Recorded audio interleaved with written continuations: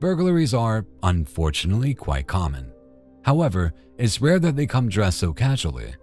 This surveillance camera footage shows a man wearing a bathrobe attempting to break into a nearby home through the kitchen window. Unfortunately for him, he manages to get stuck for almost a full minute. Then he notices the camera and decides to spend a few moments giving it a very good view of his face. Looking at the man's expression and attire, it's hard to argue that substances are involved here.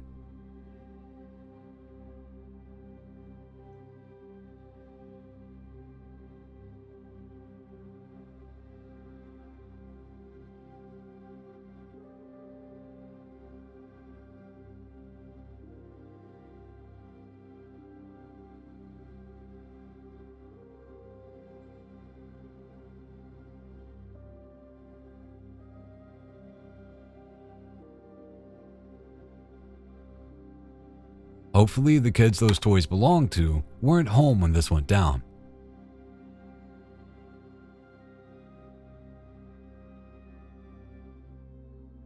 Imagine just standing around doing your business when a complete stranger walks up to you and starts hitting you with a hatchet.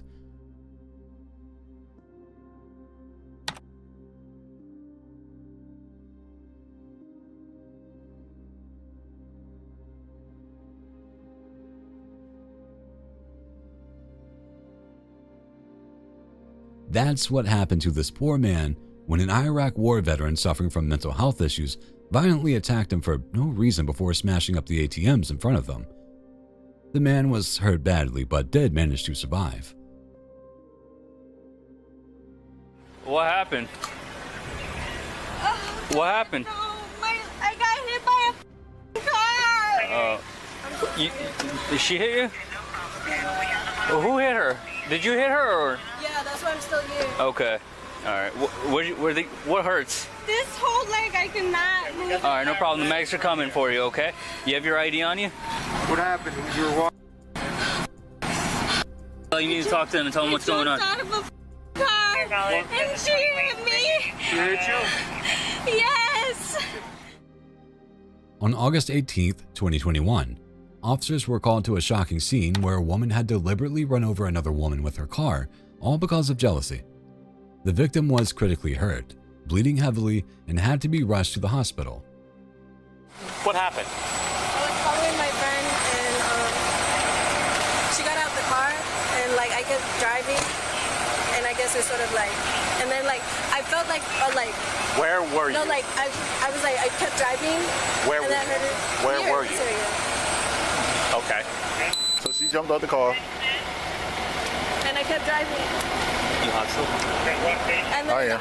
I felt like I hit her, and I backed up. I was like, oh, so I went to turn around, because You I'm felt gonna leave her there. right. Do you know what part of your car you felt that hit her? The front. And you didn't hit another car. You just hit her. There was no traffic. Who was your friend that you was following? It was a guy or a girl? Maybe it's a guy. He's not gonna come back for you? No. He's gonna. Why wouldn't he come back for you? He's gonna He's a little upset, cause I don't know why I do that. And I understand, I mean, that was his friend though, right? He knew the girl. yeah. Is that like a boyfriend of yours?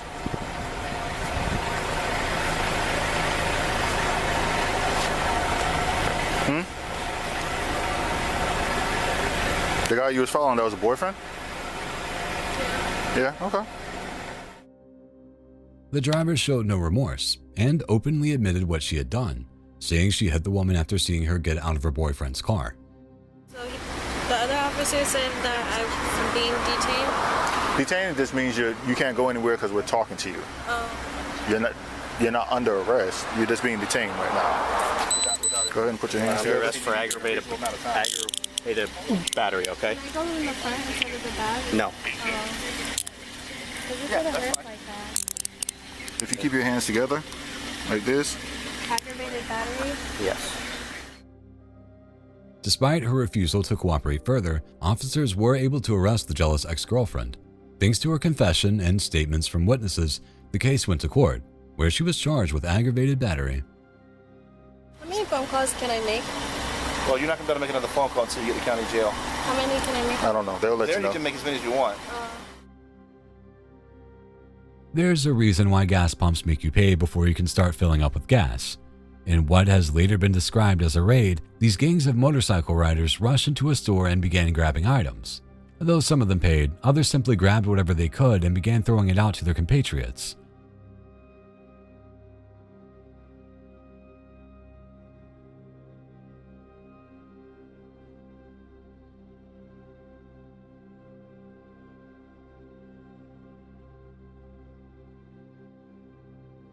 Some of the motorcyclists stole gas as well.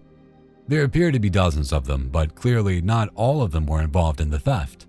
The poor shopkeeper must have been very confused by the ordeal, which undoubtedly caused a lot of chaos.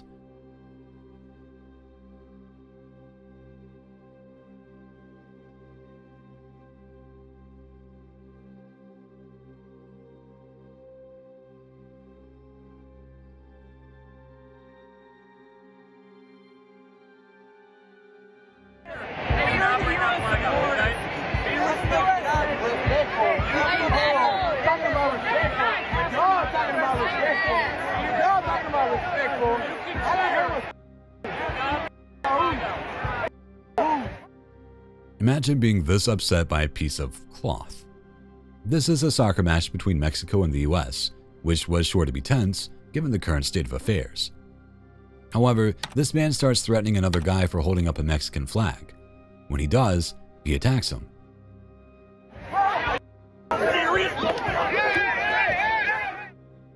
I mean, the guy in question was literally covered in US flags, but I guess he was more upset that Mexico won than anything else.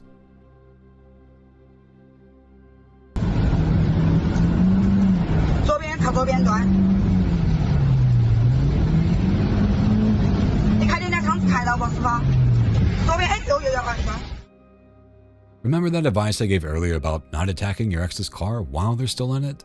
Here's another example of why. This ex-husband was left holding on for dear life as his ex-wife's friend barreled down the freeway at speeds of up to 70 miles per hour, all the while being pelted by rain and fighting against the windshield wipers. 这个车子追到尾，日你的妈也跑，我们认定他日你的妈直接撞起人来跑，现在好猖狂这个社会。Thankfully, the ex-husband managed to keep his grip and held on for 12.5 miles until the car finally came to a stop. The ex-wife and her friend, who was driving, were both arrested. The murder of Karen Buckley in 2015 made headlines all over her native Scotland. After being offered a ride home, a 21-year-old man named Alexander Pactel later killed her and attempted to dispose of her body with caustic materials. Surveillance video shows Pactel shopping for chemicals to dissolve her body and dispose of the evidence.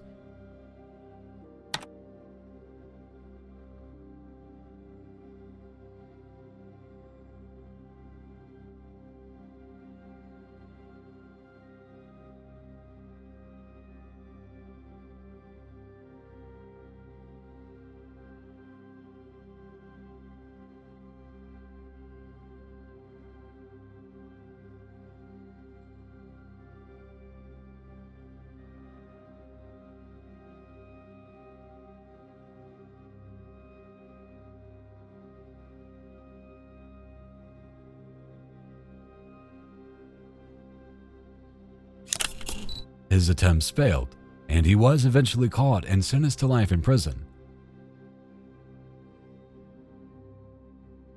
To the end, take a look at this contender for the world's worst marriage. That isn't the groom having a moment of passion with the bride on her wedding day. It's the best man.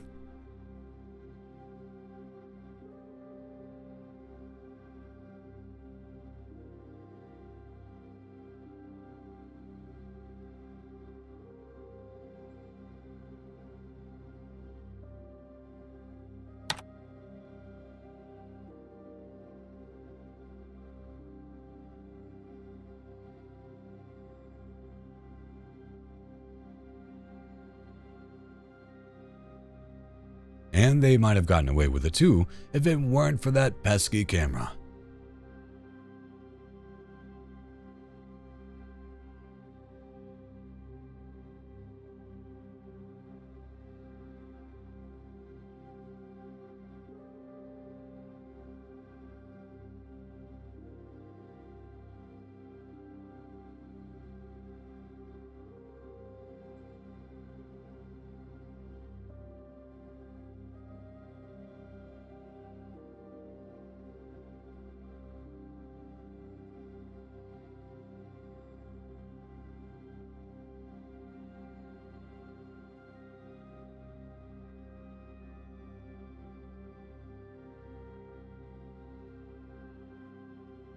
This story has the makings of a really good TV movie.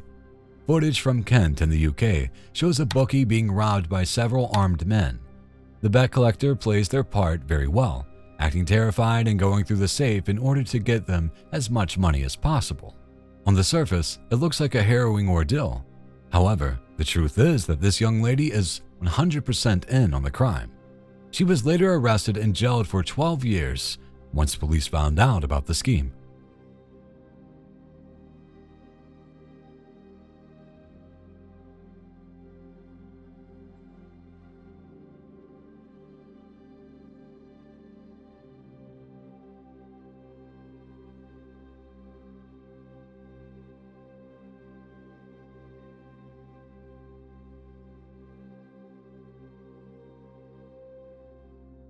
I love the world that he sent his only begotten Son.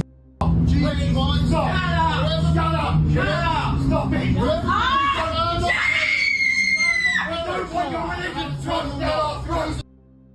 He loves you, I love you. Get off! Get out! No, sir. Hail Satan! I love you. Hail Satan! I love you. Jesus loves you. Please sit down or get off the bus. Yeah, okay. Well, we're back on the bus again. In this case, the street preacher has taken it upon himself to start shouting the word at some unsuspecting fellow citizens. But the people on the bus simply aren't having it. They start screaming "Hail Satan" at the man, among other things, which doesn't have any effect on him whatsoever.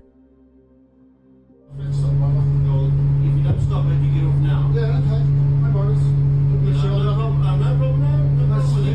There's a time and a place. Yeah, I love you all. I love you. God loves you. No, he doesn't. Yes, he does. No, he doesn't. Hey, sir. Hey, both of you. You can get off right now. I'm not getting off because he religion down my throat. I'm asking you to be quiet because you're also fighting. So if you don't stop fighting and shouting, you can get off. Personally, I think they're all a bit crazy after watching this.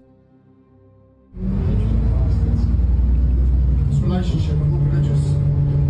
Thank God. Religion's man-made, so.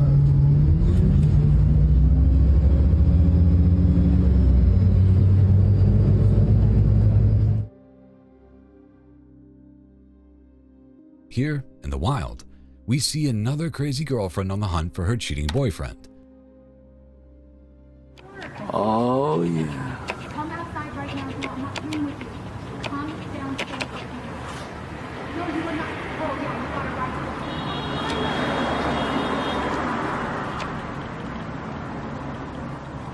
right. Nah, dude. You can't hear me? Okay. Okay, all right. I'll make sure you hear me right now. Watch. Oh, man. Dude, this girl's crazy. Unable to make contact with her prey, she attempts to lure him out of his den by attacking his most prized possession, his automobile.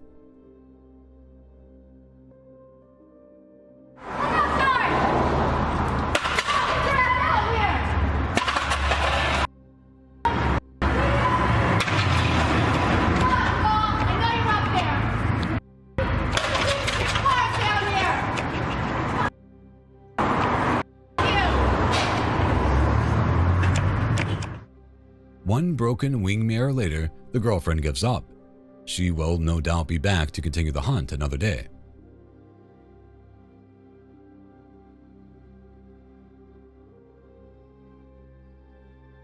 Here's another terrifying video from the UK, and this one is real.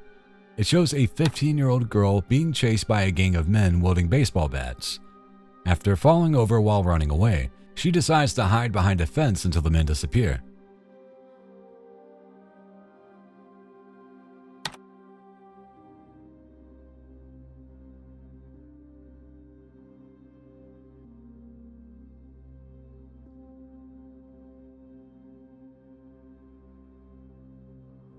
It was a gamble, but it certainly paid off in her case. Fortunately, the gang of men was later captured.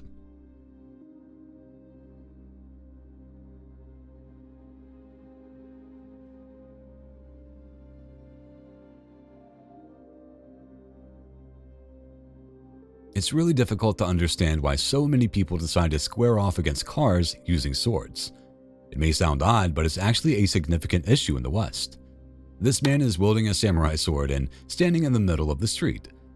There's not a lot of traffic, which is definitely a good thing.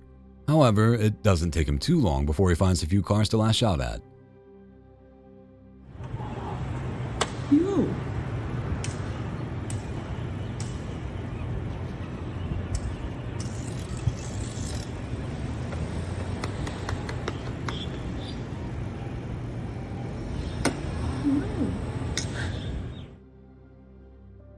He runs around like an anime character for several minutes, slashing at vehicles and screaming incoherently until he finally comes across some pedestrians.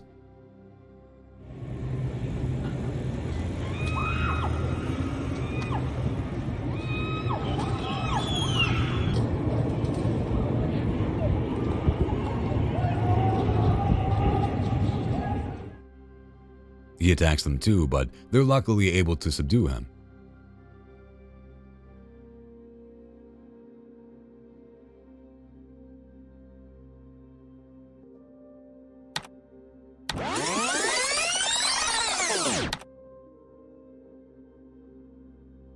This one is also pretty wild, not because it's violent, but because it's so needless.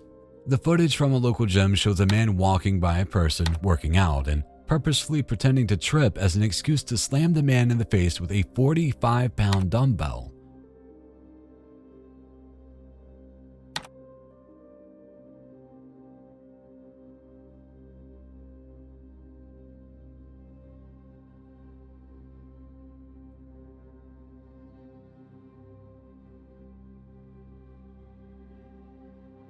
The victim requires 5 stitches and had a fracture in his face, while the man who faked his tripping was sentenced to 19 months in prison. Sadly, there was zero motivation for the attack.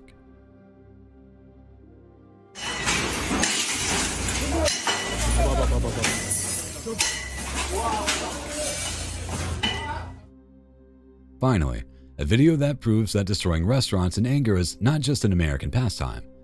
This video comes to us from Korea, where a furious customer has taken a baseball bat to a burger and kebab shop. The man is really doing some damage too. He seems intent on smashing pretty much every piece of glass in the shop.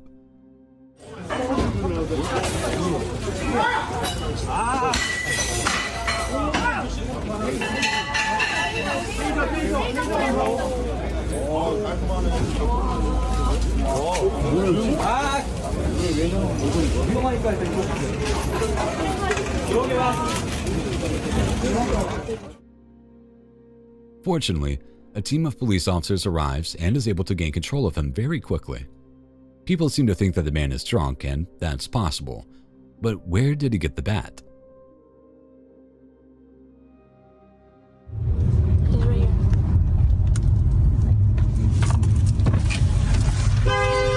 Yes.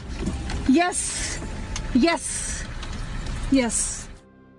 This woman was driving down the street when she saw a familiar car with a familiar man behind the wheel and an unfamiliar woman in the passenger seat.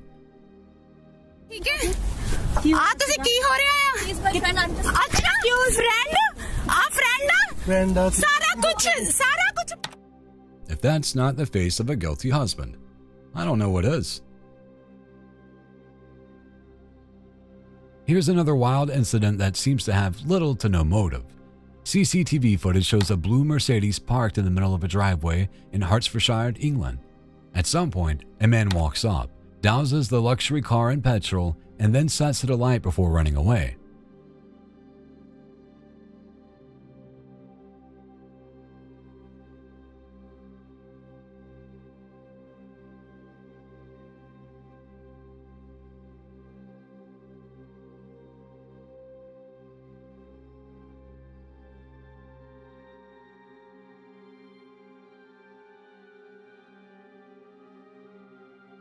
After several moments, someone finally shows up with a fire extinguisher to put the fire out.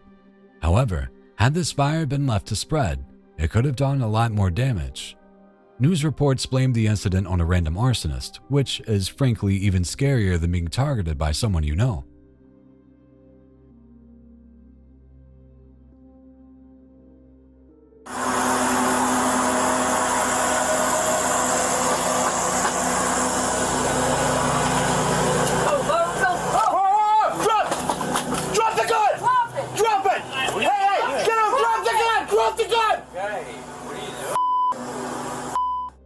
Sometimes there are arguments over what actually happened during a police encounter. Fortunately, body cameras and surveillance footage can provide valuable insights. In this case, a Burrillville, Rhode Island man was drunk and shooting a weapon on his property early in the morning. When officers arrived to confront the man, he made a near-fatal mistake. Footage shows the man answering the door with a loaded gun pointed outwards, directly at one of the officers' faces. Get down on the floor now! Get down on the 55! Get down on the goddamn floor now! Now! Get there! Oh, dude. You be f***ing kidding me, Jesus Christ! Roll on your stomach! Roll on your stomach! The man seems completely shocked that he is in any trouble, which is wild considering the circumstances.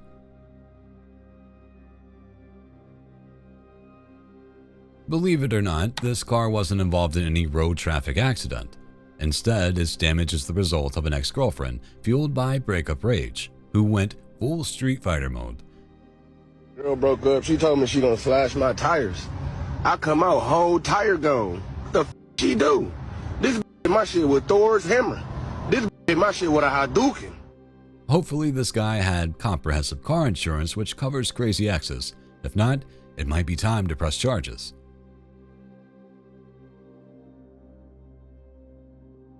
In Coleman, Alabama, 24-year-old Barbara Emily Lowry was caught on camera destroying a silver sedan in a furniture store parking lot.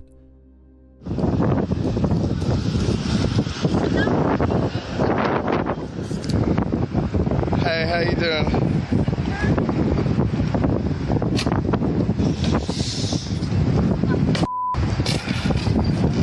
Yeah. It ain't that though. Orange is new black, right?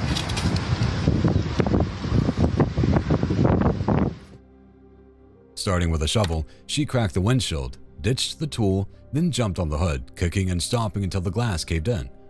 Lowry's rampage stemmed from a love triangle gone wrong. She told reporters afterwards that she had prayed about it, slept on it, and decided it wasn't a good idea. But then she saw the shovel. Thank you.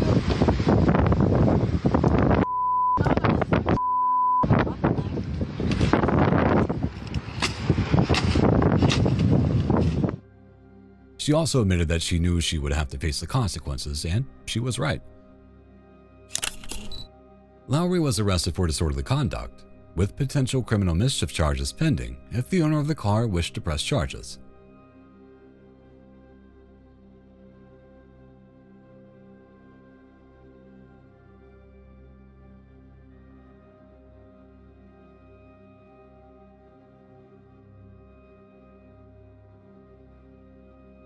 Of all the awful footage that we've seen today, this one might be one of the worst.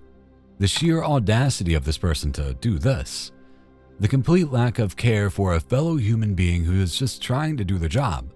With any luck, the video only cut off because the person carrying that tray got swift revenge.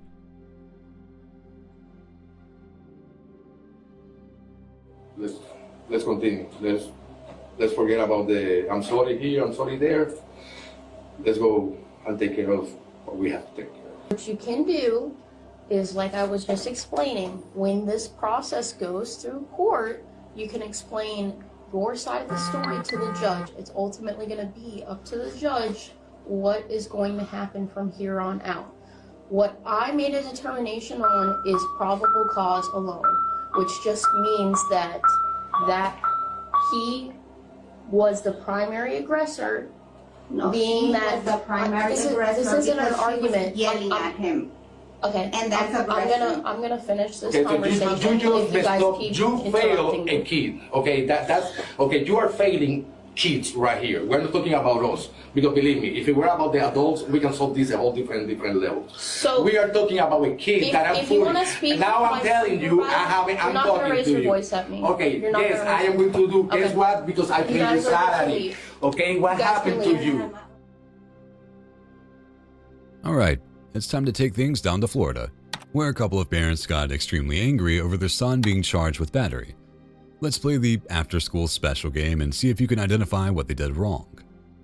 The woman carefully explains the situation to the parents, who become increasingly combative as the situation unfolds. Do you feel proud that you are this worthless lady? Do you feel this proud that you are this worthless? Shut the f up, because I paid your salary. You don't. Put your hand in my face. This is gonna. That's what happened. Look. What is gonna happen? What is gonna happen? You need to leave. You are a worthless piece of. Yeah, call back up. No wonder no wonder you died. To leave. There's nothing that we can do, okay? But don't worry, we're gonna keep this high. You need to leave. You are. You put your hand in my face one more time. They almost have the opportunity to go, but the wife decides to throw hands.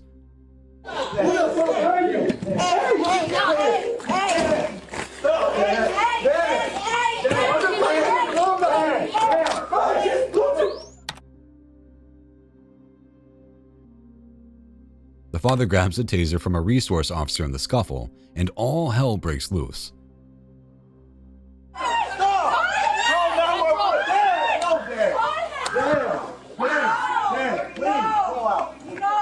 Put it down right now! Put it down right now! Put your hands on your back! Put your hands on your back now! Mira tu hijo. Drive in 1 minute. Put your hands on your back now! Yeah, please, thank you. Dad. He walked away from this with a litany of charges, so it's unlikely he'll be free to argue anytime soon.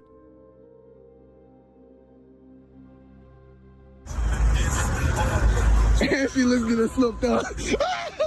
You look at the slipped up. You see, oh! Oh!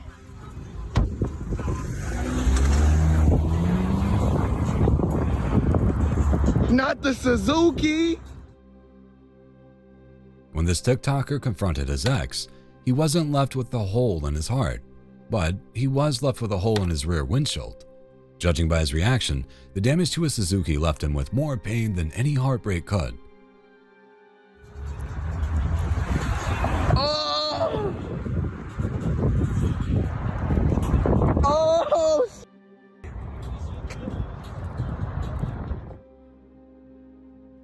Back to Chicago for another scary shooting. Footage captured from a nearby CCTV camera captured this June 2020 murder.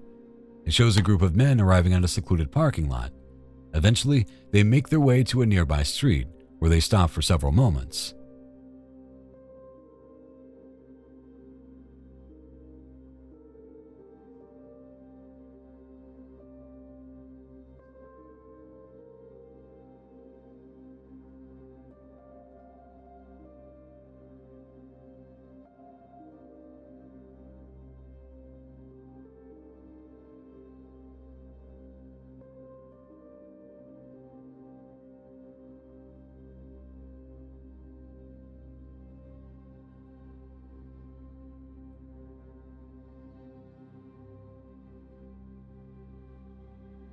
Not long after, the men can be seen running at full speed and getting into a waiting vehicle, having just killed a 23-year-old victim.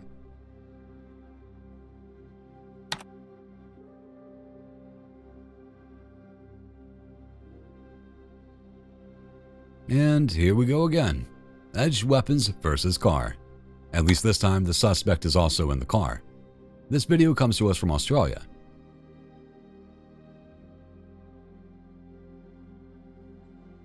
Oh, he's got an axe, dude. Like, he's got an axe. Like, stay. Yeah. What are you doing? Oh, golf. Keep distance, bro. Oh, are you ready, Chucky? Are you here? This driver is just making his way down the road when a vehicle pulls around him carrying a person brandishing an axe.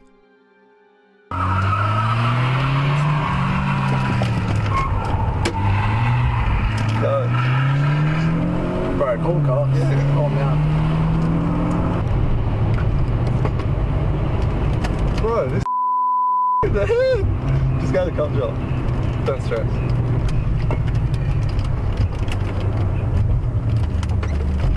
Oh! Keep driving. Holy man. call the cops? Yeah. The man pulls a U-turn, but the car continues to follow him, even going so far as to ram him from behind. It's gonna ram us again, bro. No. Yeah. Oh, keep going. Just keep. Oh my God! Hell. Call him. Fortunately, the person disables their own vehicle, giving the driver a chance to escape.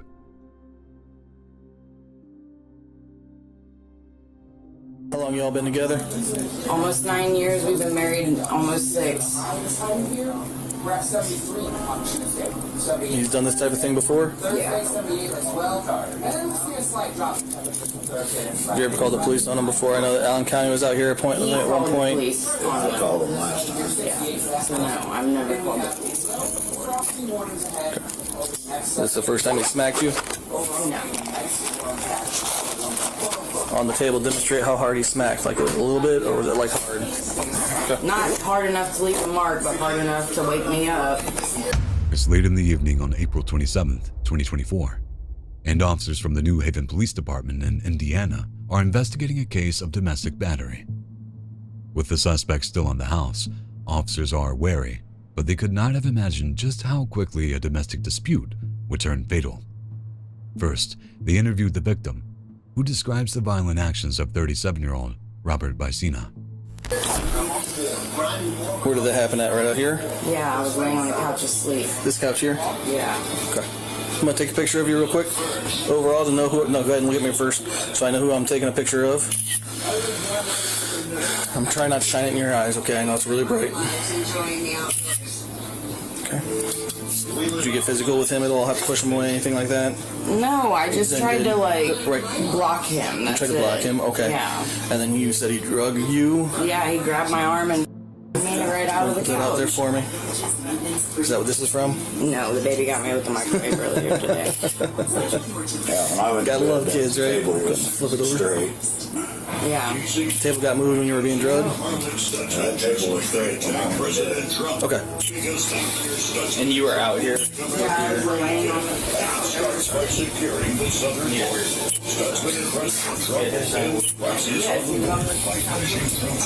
And putting illegals on buses right back home. Pro Trump inserted Marlon Stutzman for Congress.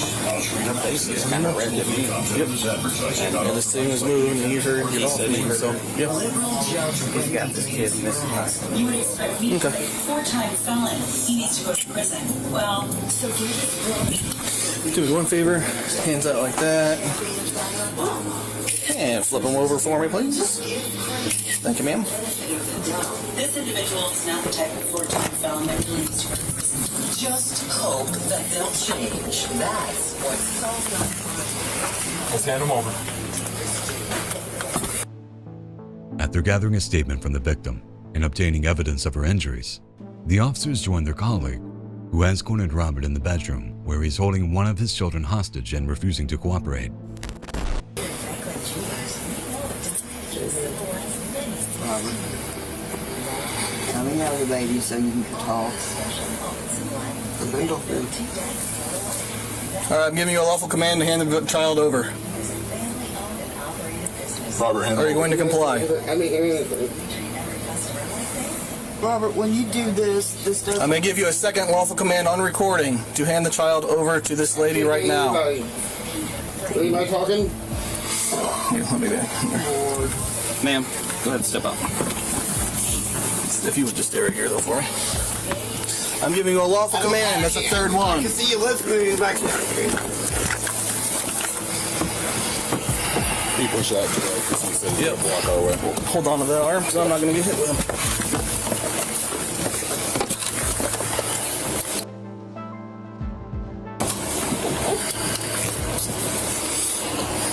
Where's it going? Hand the child over. Hand the child over. Got it.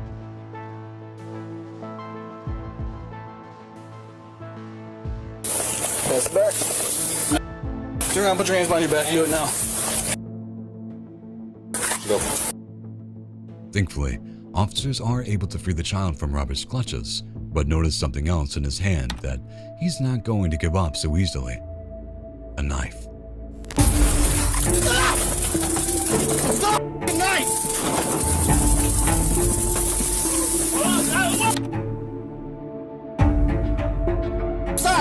Shots fired, shots fired. 150 fired.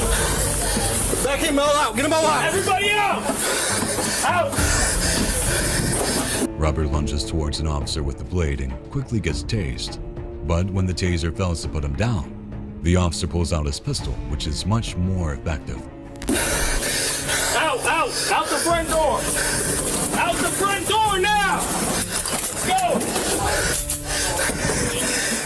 Grab the baby and let's go! Out! Everyone! I'm bleeding. You're bleeding. You good? You all right? Out! Where you get hit? 106 two of us have been stabbed. Both in the head. All right. You guys, I'm all right. let me take over. You're hit, man. Let me take over. Let me take your place. Let me get out. Let him get out. Okay.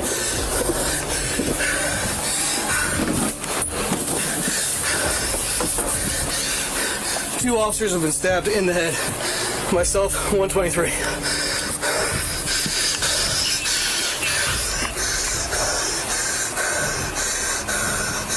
You want to step out, Sarge? I got it. Sarge, I don't feel good, dude. Okay. Hey, he's about to fall. Okay. He's about to fall. I got it. Sit down. Where are you hit? Nothing inside of my head. Okay. All right. Officers evacuate the family from the home. Two officers have been struck in the head by Vicina's knife attack, and one stumbles into the living room while bleeding from his head. Stay with me. Oh, God, I don't feel good. We need help quickly. Hey. You're all right. You're all right. You're all right. It's okay. Okay? Just in your head. Anywhere else? I don't think so. My head is booming right now. Okay, I know this. All right? Stay with me. Okay? I should have never let go of my arm. You're all right. I Hey. was trying to let you get out with the kid. Nope, you're good. Didn't do anything wrong. Okay? Oh. Just making sure you're not hit anywhere else, okay? You're all right. You're all right. Okay. You're all right. Hey. Hey, you're good. I'm right here. Okay? We got help's coming.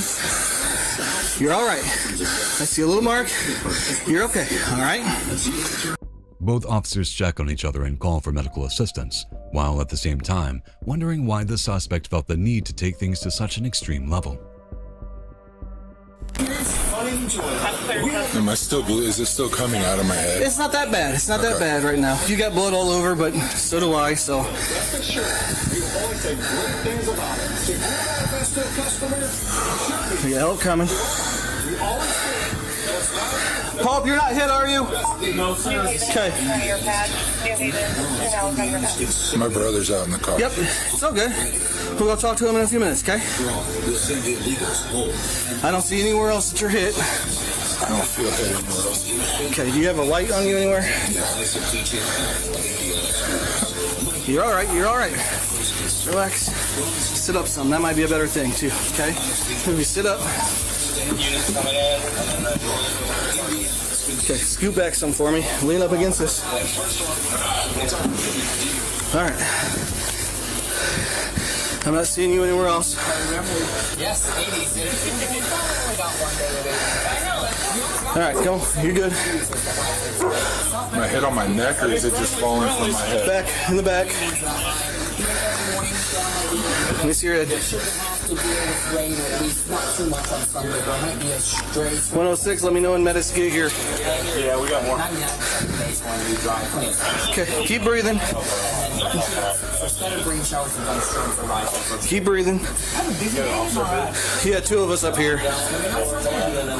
Clear.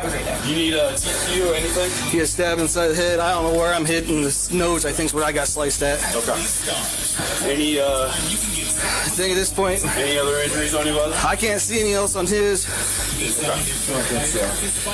No bullets hit you. No. Medics are up here. Oh, my head. Clear. They can go ahead and pull right up when they get here.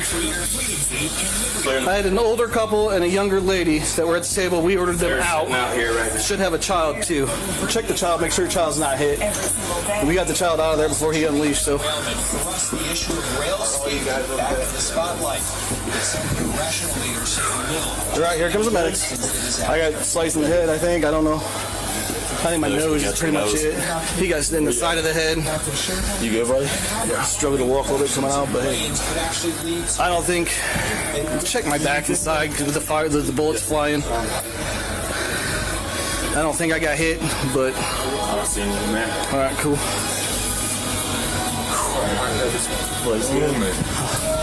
Thank you. All right. Suspects in the back.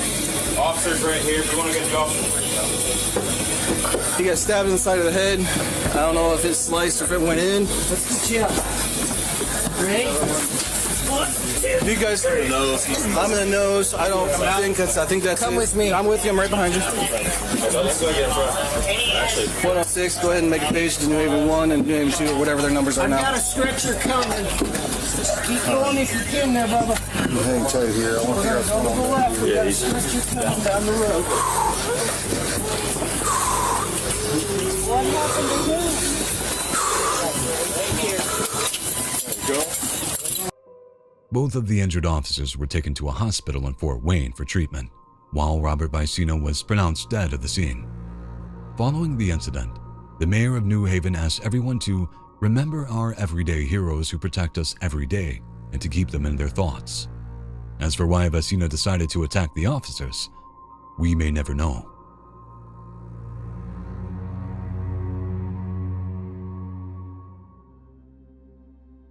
So, that last guy was almost certainly on drugs. This guy, he has the same problem. The video shows him angrily approaching some police officers and tackling them despite their pointing weapons and tasers at him. Bro. Get on your back, you're gonna get tased. Get on your back.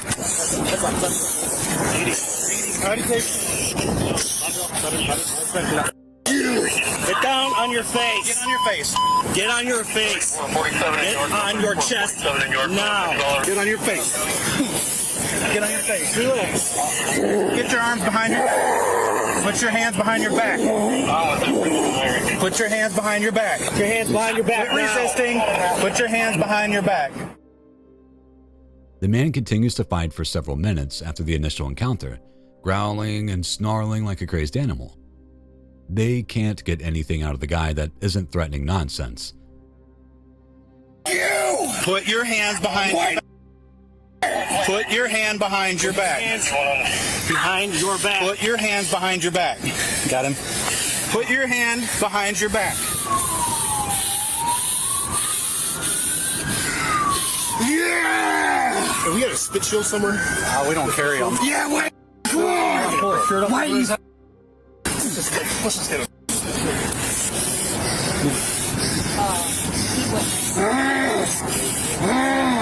Now we're gonna have you sit up, all right, bud? Ready? One, two, three, go! Put the legs on you, stand up. All right, buddy. We're good to go, bud. Back here to the car. Back here. There's you gotta bring it down. Deep breaths, man. You ever heard of the triangle hold? No. All right. Deep breath in, hold for 3 seconds. Deep breath out for 3 seconds. Try that for me, man. That's what we gotta do. It's like the man is on PCP, ketamine, or some other type of powerful drug. Either that or he's possessed by a particularly angry devil. Gotta hand it to the cops. They did a great job keeping this man alive. Get your crazy ass out of here, please. Melissa. Like I'm about to go. Don't worry. You're the one who asked me to come over here anyways. Stop it. Don't chase me. Show this to Ashley so you can, tell her. Why are you chasing me down the block? Go home. Your car's, look where your car's at. Go. My sway bar league. You that fat bitch in here. Get out of here. Will you stop it? No. Just leave me alone. Mike, quit saying that because you know. Leave me alone. I can show you the text message. Leave me alone. I love you, baby. I love you. Leave me alone. Yeah, you're saying that now because you're recording. Because you were chasing me down the block. I had to record you. Some exes will never take no for an answer. This woman gives off some serious stalker vibes, refusing to leave her ex-boyfriend alone. Please, get out of here. Just leave. Why are you following me? You're recording that you're following me. I am at my garage and you're chasing me. Stop. She just hit me. Yep. I'm calling the police because I'm bleeding. The guy laughs nervously, but things get a little more serious when she takes out her phone and hits him with it. This bystander thought that they were about to capture a heartwarming proposal on camera. Instead, they captured a brutal breakup. Deserves it. Ladies, will you go yourself?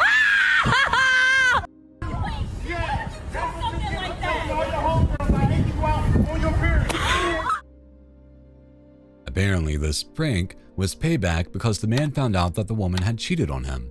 She played with his emotions, so he played with hers. Seems fair.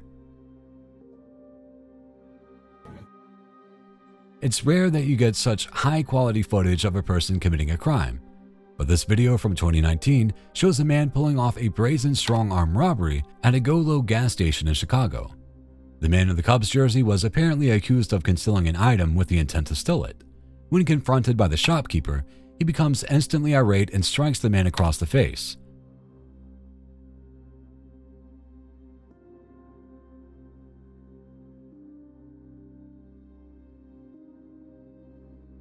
When the two suspects try to leave, they find the doors locked. After several moments, they decide to just start slamming and kicking at the glass door until it breaks. Given the clear footage of the man's face, it's hard to imagine he went long without being apprehended.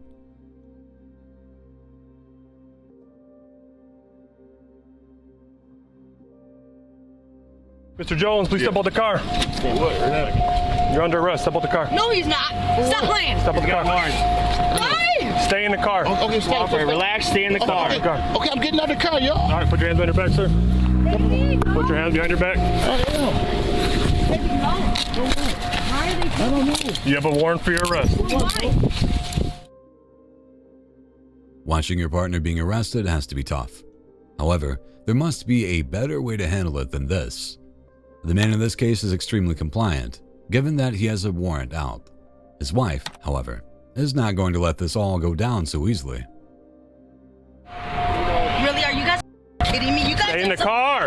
Stay in the car. Do something. Stay in the car. Stay in the car. Really? Stay in the car. Put your hands behind your back. Put your hands behind your back.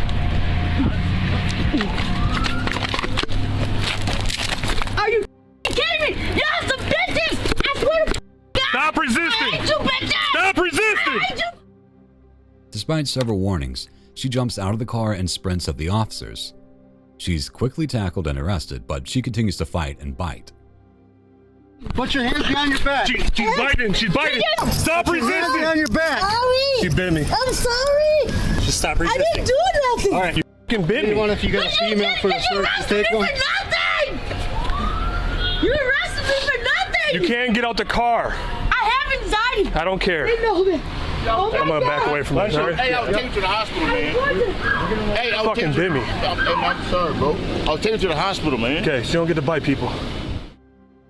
She seems like a real handful, and apparently, she was on the way to the hospital when all of this went down. What is your name? None of your business, fuck my bitch! Ready? Yeah. Go ahead, stand up. Kicking me and kneeing me, y'all fucking motherfuckers. I swear to God. They eventually found a needle and a crack pipe under the seat of the car, so she was suffering from more than just anxiety. Hey guys, watch out, needle cam. Is there a needle on you? No! She has track marks too. No. Yeah. I ain't going. Y'all busted my face. I want to talk to some sergeant. I'll get the sergeant for you, but you're going in the I ain't van. going in until the sergeant comes. Nope. Nope. You motherfuckers, I hate you pieces of shit. Get off me, you ass motherfucker!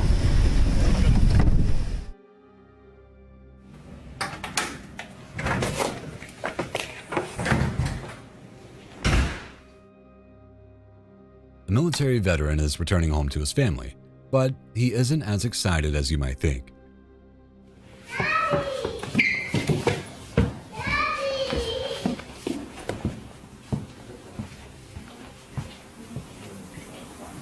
Hey, what's going on? What's up?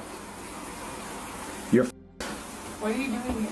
What are you doing here? You cheating on me? No. Hey, get out of my house. Get out of my house. Go on.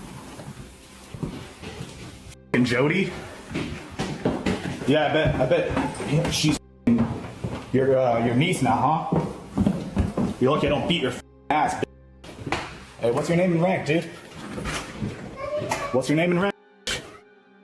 Ignoring the cries of his child, he makes a beeline for his wife, and when he finds her, his suspicions are confirmed. Not only has she been cheating on him, but she's been cheating on him with another veteran. Hey, look at the camera. Look at the camera. Yeah, you're dude. Say goodbye to your rank. The father quickly escorts the intruder out of his home, telling him he can kiss goodbye to his rank.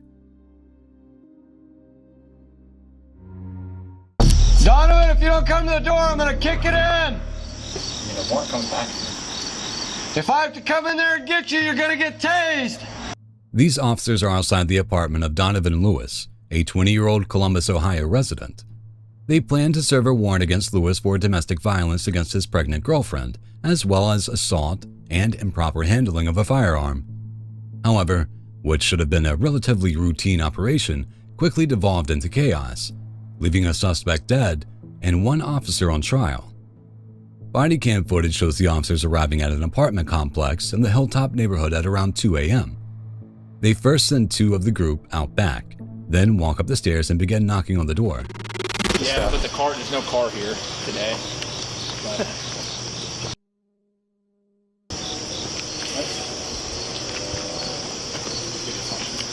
On the second floor? Yeah, it's right above the steps. This one right here. Do we need anybody out back in case he jumps out? Yeah. I'll go out back. I'll go. And the thunder rolls. What's his name? I don't know. Donovan. There's only one window. Yeah, I don't think he's jumping off the bed. This is probably her car. The officers knock and call out to Donovan for nearly 10 minutes. However, nobody responds or comes to the door.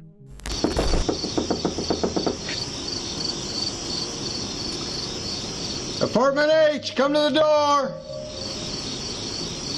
It's Columbus Police. Police Department, come to the door. Apartment H.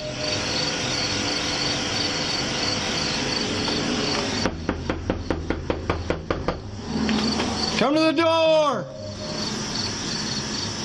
You see him? Can you see him?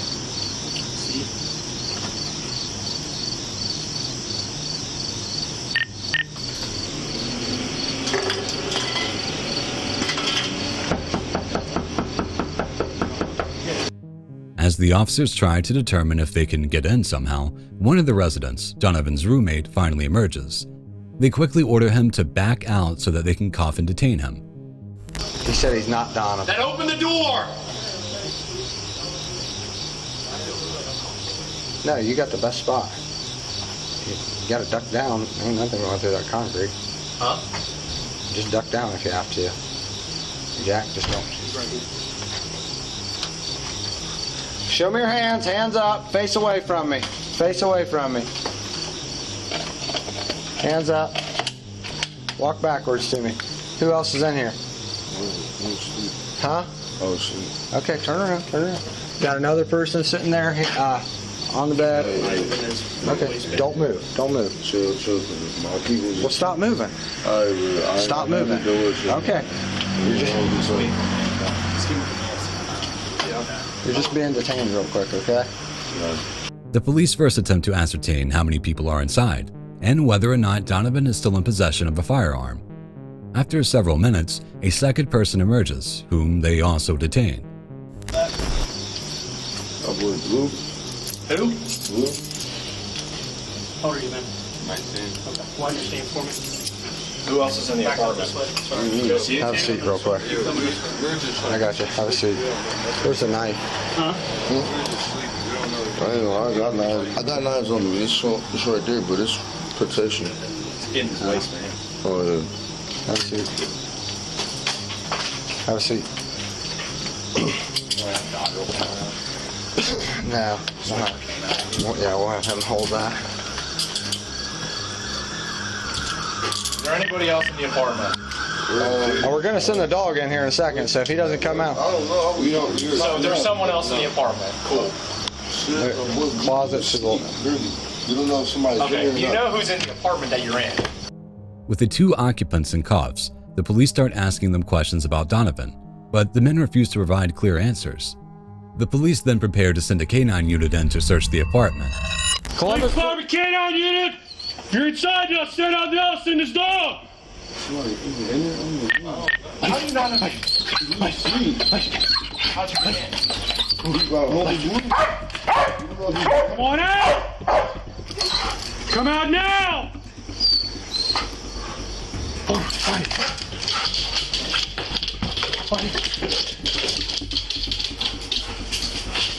Whoa! Hands! Hands! Yeah, there's somebody back there. That dog's gonna bite you if you don't come out.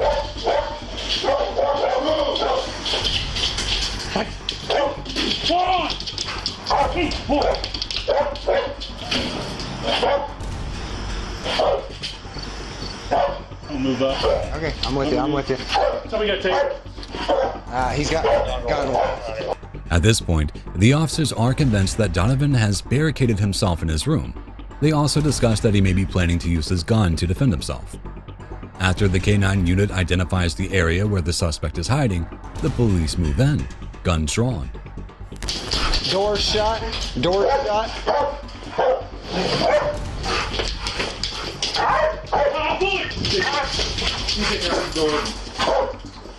Knocking him up. Here, I'll lock him up. Here. Brady, come get another car. Here. You want to watch them? Now I'm worried in the back door. No, no. We're gonna send that dog in. That's 43 D91 Hands. He's got some in his hand. Some in his hand. Hands, hands, hands. Hands, hands, hands. Hands. Let me see your right hand. Come like this. As the lead officer opens the door into a dark bedroom, Donovan sits up in bed. Startled, the officer fires a single shot, hitting the young man in the abdomen. Get your hands up. All right, cover me. I'm gonna go in. I got you. Hold on, hold on, hold on. I can look like this. But I mean, I need cuffs. I'm out of cuffs. Hands behind your back. Do it now. Hands behind your back. Call for a 24. Hands. 4310 started to 24. Get your hand behind. Stop resisting. He's pulling away. 104, yes. We're on the 3. Stomach. Okay. You only got near that? Yep. That's 43. What do you need a medic for? That's 43. We need a medic in here. Officer involved. No, the officer involved. All right. Glove up. Start rendering aid. After cuffing the wounded man, the officers pat him down to make sure he doesn't have any weapons, which he does not. Rather than waiting for EMS to come in, they make the decision to carry him out to the medic. They do not attempt to render aid while he is still in the bedroom. I'm 2 Vicks off that. Hold on. I can head up to front so get the bus. Here, I got one. 2 up here, Sergeant. Slow down, slow down, slow down. I can't keep up. I have no grip. I got you. I got it. 104 and I believe it's 9150 are about to be pulling up where we need it. Come up to the front door. We got 2 witnesses we need to take. How many officers support? 3. At least 3.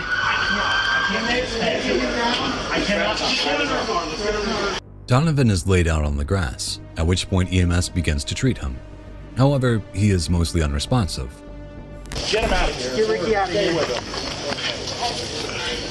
him. Anywhere else? No, just one. One shot? Yeah, just one. Yeah, one. Nothing through and through, right? Nope. All right. You're all right. You're all right, Donovan. You're all right, bud. You're all right. You're all right, Donovan. Hey. You're all right. Talk to us, buddy. Hey, Donovan. Nothing in the back. You're all right, Donovan. You got a medic coming for you. Hey. Come on, bud.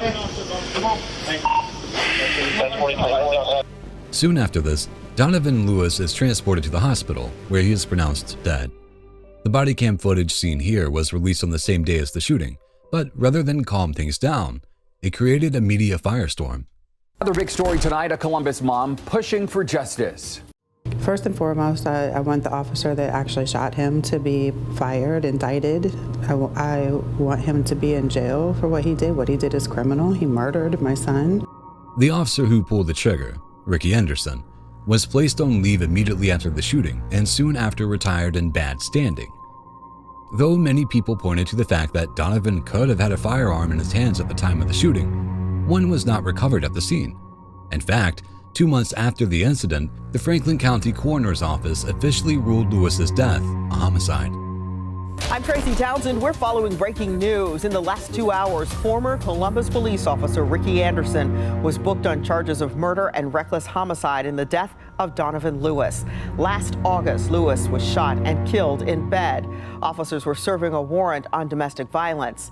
Body camera video shows what happened.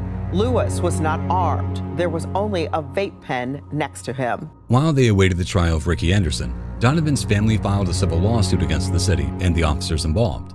The suit alleges excessive force, wrongful death, and systematic failures in how Columbus police serve warrants. Shortly after the suit, the city agreed that it would no longer execute pre-planned arrest warrants at private homes for misdemeanor offenses unless it is approved by a lieutenant or someone with a higher authority. I'm still sad because bottom line is Donovan should still be here.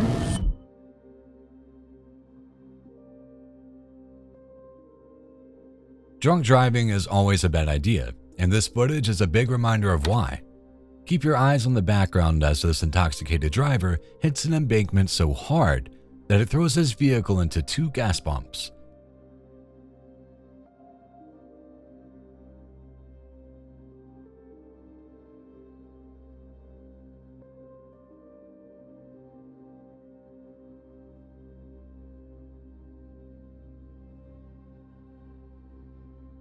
The fact that the driver is able to simply walk away shows just how drunk they had to have been. Any sober person would have been seriously injured in such a crash.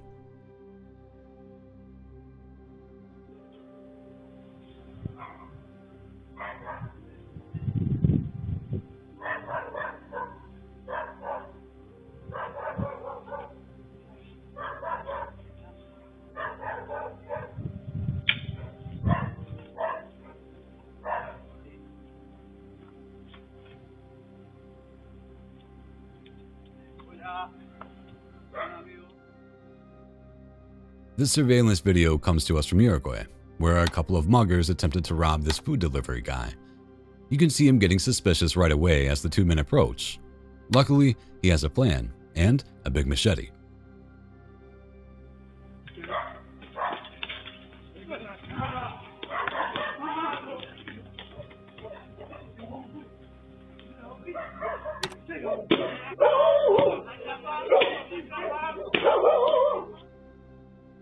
He immediately starts chasing the 2 men. He gets one of them on the ground and immediately starts hitting him. Don't worry though, he's using the flat part of the blade. It hurts like crazy, but it won't actually cause injury to the person.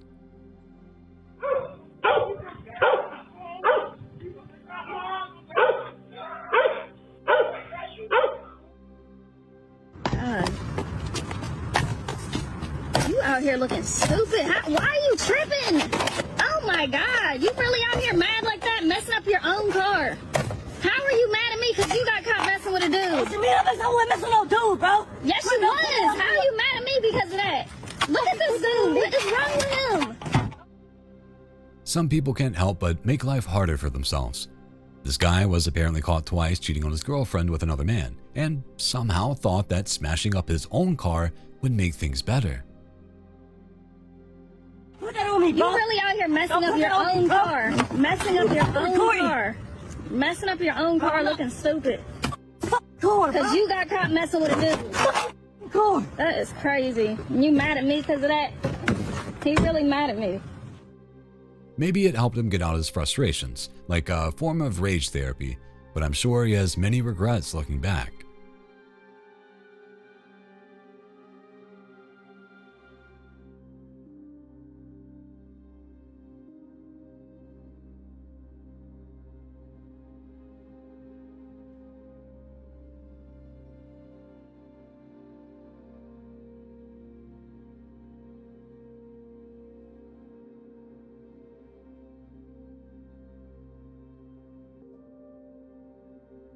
Here's another example of the swarm-style robberies that have gotten so popular over the years. As you can see from this CCTV footage, these types of events sometimes involve dozens of people, all of whom will enter a business and start breaking and stealing whatever they can. In this instance, the theft occurred during an unrelated public demonstration tied to the murder of George Floyd.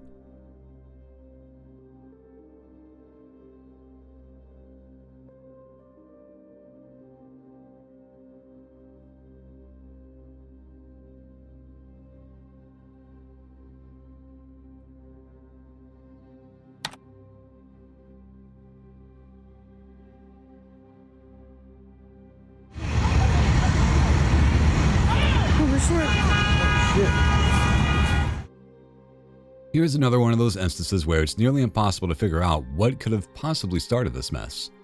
All we know is that the two men are facing off with a variety of weapons in the middle of a very busy street. Are they Highlanders? It's hard to tell.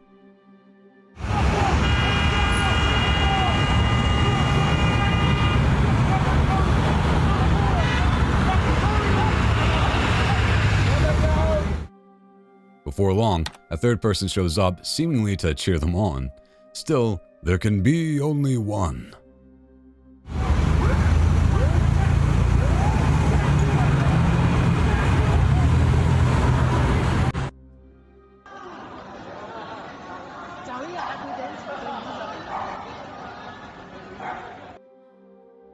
No need to take out the trash in this next clip because the cheater did it all by himself.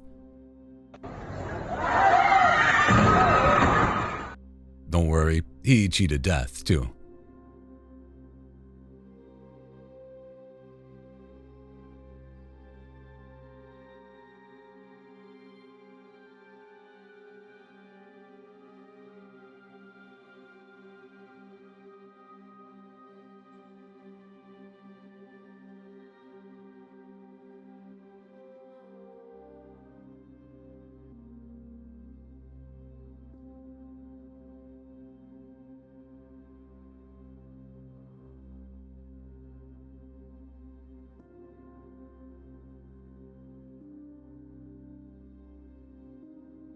When a woman in Germany cheated on her boyfriend, he decided to take back the car he had bought her by using his expertise as a garbage collector.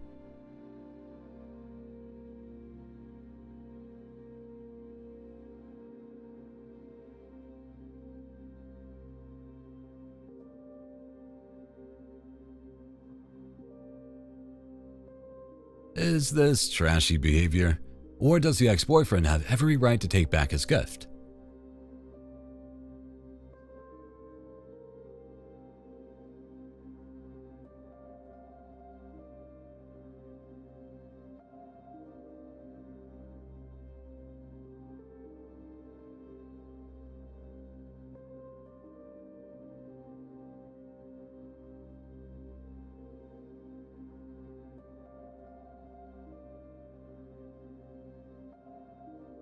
This violent attack from Birmingham, UK, became a big deal when it happened back in 2018. Footage shows the perpetrator putting on gloves before trying to enter a property he would later claim belonged to someone he knows.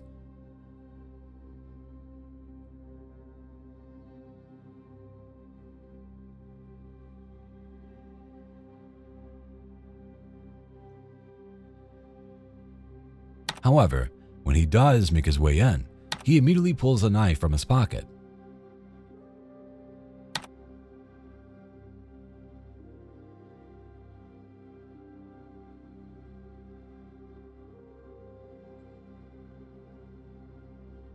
Inside, he would kill an 86-year-old grandmother and stab her grandson 15 times.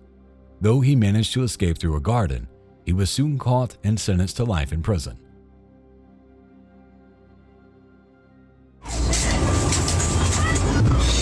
on, man. Why are you doing that shit to yourself, huh? Kill you! I'ma kill you!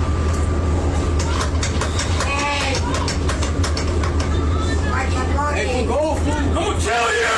I'ma kill you! I'ma kill you! I'ma kill you! I'll just kill your ass! Buses are like big apartment buildings on wheels. So when crazy people get a little extra crazy, they break into them like this. As you can see, this person is extremely agitated and probably on some drugs, literally screaming at the top of his lungs about killing someone on the bus. You want to die?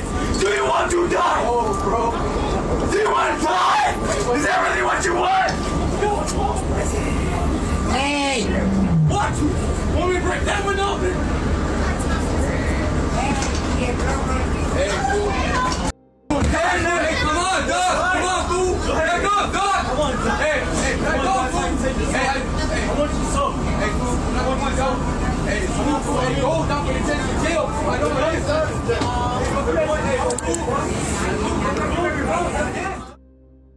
The weirdest part is that after all that, when he does get in, he completely backs down.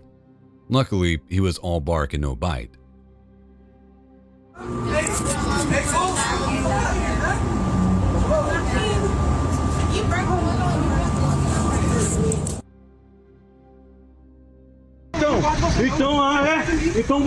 Só a rocha é redondinha.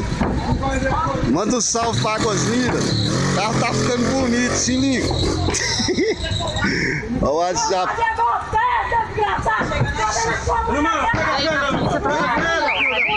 Tô nem aí, pai. This pregnant woman was furious when she caught her husband cheating, so she took out her anger on the only baby the father seemingly cared about, his car. Que house. Desce daí, rapaz. Ficou bonito.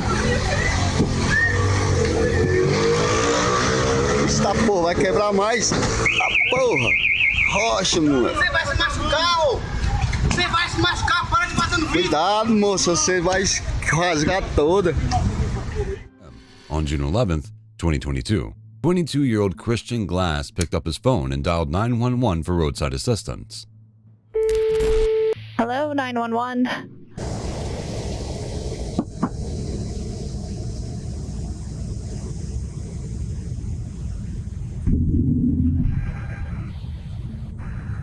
Hello? Oh, 1 second. Okay. Hello? Hi. I'm stuck. I'm in an ambush. I'm not in an ambush. There's no one here. I'm sorry. Okay. I'm stuck in a dangerous place, and I will be killed. Are you in a vehicle? I'm in a vehicle. My vehicle got stuck in a really bad way. Can you track my phone right now? I am trying to get my phone to pull you up. Right, I need immediate assistance, please. Okay, yeah. Appreciate it. What kind of vehicle are you in? My doors are locked. I'm in a 2007 Honda Pilot. I've got my protection crystal on me. I should be fine, and you will be fine if you get here or somebody else. Christian speaks calmly, but his words indicate he is paranoid and frightened. The conversation frequently veers off topic as the dispatcher attempts to determine the nature of the threat. What's going on? Is there somebody there? Is there... Ma'am, there's nobody here. I had a spiritual awakening a few months ago and came out of my 10 years of depression, and I've just been... come please help. That's not good sign. What's that be? Okay, so you said your car was stuck? Wow, that's not a good sign. Yes, please. Okay, so your car is stuck? Yes, my car is stuck. Could you please, you're sending someone, right? You've tracked my location? I'm in it. As he continues to speak with the dispatcher, Christian's tone switches between thankful, scared, and vaguely threatening. Oh, they're coming back. How close are you? Okay, our officers are a little bit I'm away. gonna have to kill some skinwalkers. I'm gonna have to kill some skinwalkers. Can you stay on the phone with me? Are you able to drive? No, I'm stuck. Do you know what a skinwalker is, man? In Native American legend, a skinwalker is a shape-shifting creature with the supernatural ability to transform into animals, such as wolves, coyotes, foxes, owls, or even other humans. They are typically associated with death, trickery, and malevolence, using their powers to spy, harm, or control others. Christian's mention of this is important, as it indicates both his mental state and why he might have been mistrustful of the officers later on. As the dispatcher continues to talk with the young man, his paranoia becomes even more apparent. Are there any weapons that you're aware of? I have a weapon on me. I will throw them out the window as soon as an officer gets here. I have 2 knives and a hammer, and a rubber mallet. I guess that's a weapon. Okay. And some stones I could throw. I'm not dangerous. I will keep my hands completely visible. I understand that this is a dodgy situation for you guys as well. I really do understand that. According to Christian, he had been driving up to visit a favorite spot in the mountains when he became convinced that the other drivers on the road were attempting to hit him. After passing through Silver Plume, Colorado, his vehicle veered off the road and became trapped under a bush. After finding out that Christian has weapons, the dispatcher informs the arriving officers of that fact. Upon arriving, the first thing the responders do is demand that he get out of the car, which he refuses. Both cars, be advised, this party is stating that he has weapons in the vehicle with him, 2 knives, a hammer, and a rubber mallet. He did state that he would throw them out of the window as soon as officers got on scene to make you feel safe. No, dude. We're not going to shoot you, but we need you to come here. Guys, look, I can't go. Stop. Take the keys out of the car. Take the keys out of the ignition now. Take the keys out of the ignition. Put them on the dash. For over 70 minutes, the officers would continue to make demands that Christian get out of the car. They also attempt to determine whether his mental state is the result of drug use. Please push me out, ram me out, and I'll follow you to a police station. Can you do that? For what? Why are we doing this? You need to step out of the car now. Step out of the car now. That's a lawful order. Step out of the car, you'll be removed from the vehicle. Step out now. You don't need to be terrified. We're out here to try and help you and have a conversation, okay? You crashed your car. I crashed, yeah. Okay. What did you take tonight? Any drugs? So I smoked, I've been, what's that? Don't worry about it. Focus on me. Okay, I'm so scared. You already said you have weapons in the vehicle. You're not communicating clearly with me, I don't understand. Because you already said you have weapons in the car. Okay, I'm gonna pass them out. Can I throw them out? No, do not throw them out. Do not touch them. Do not reach for them. I want you out of the vehicle now. I understand that. Step out.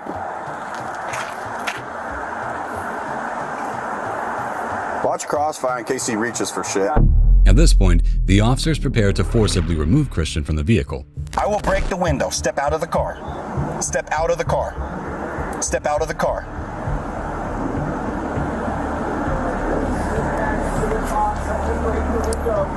.116. Party is not being cooperative and refusing to exit the vehicle.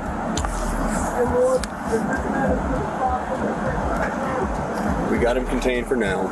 Yeah, I mean, we're not gonna rush Stop it. sticks are here.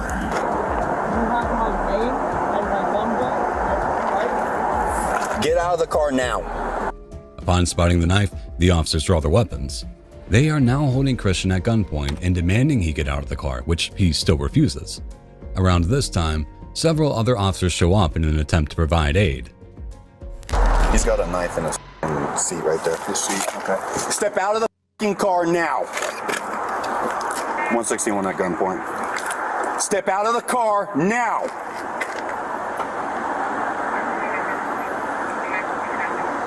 You just had a knife in your lap.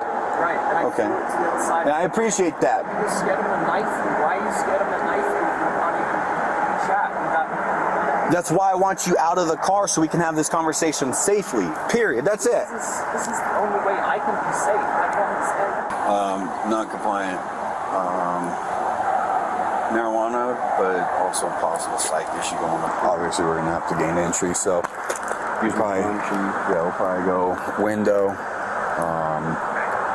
Have 2 on lethal in case he reaches for those knives again. Hey, Kristen? Will you talk to me? What can you tell me about what's going on? We're trying to help you out.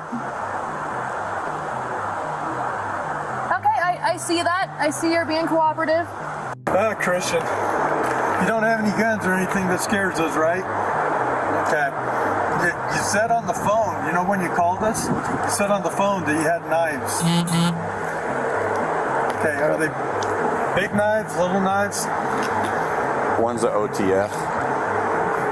Okay. All right. Are we going to stand here all night? You're just going to sit in there and not get help? Well, that's why we're coming by to help. You don't have to be shy. If you want to find your phone, we're okay. You're not scaring me, man. There are now 2 departments on scene, and both try to approach the situation differently. Members of the Colorado State Patrol repeatedly emphasize that Christian has committed no crime, and that there is no reason to breach his car. The local police, on the other hand, state that they are determined to go in and get the suspect out. Can you ask Ricky what their plan is? If there's no crime and he's not homicidal or in great danger, then there's no reason to contact him. Is there a medical issue that we're not aware of? No, I don't. So, my sergeant said that there's no point in contacting him. If he's not a harm to himself or anyone else, then no crime. Yeah. Do you think he's suicidal or? No, I think he's probably taking something that he can't really get past. Finally, the officers decide to breach the car.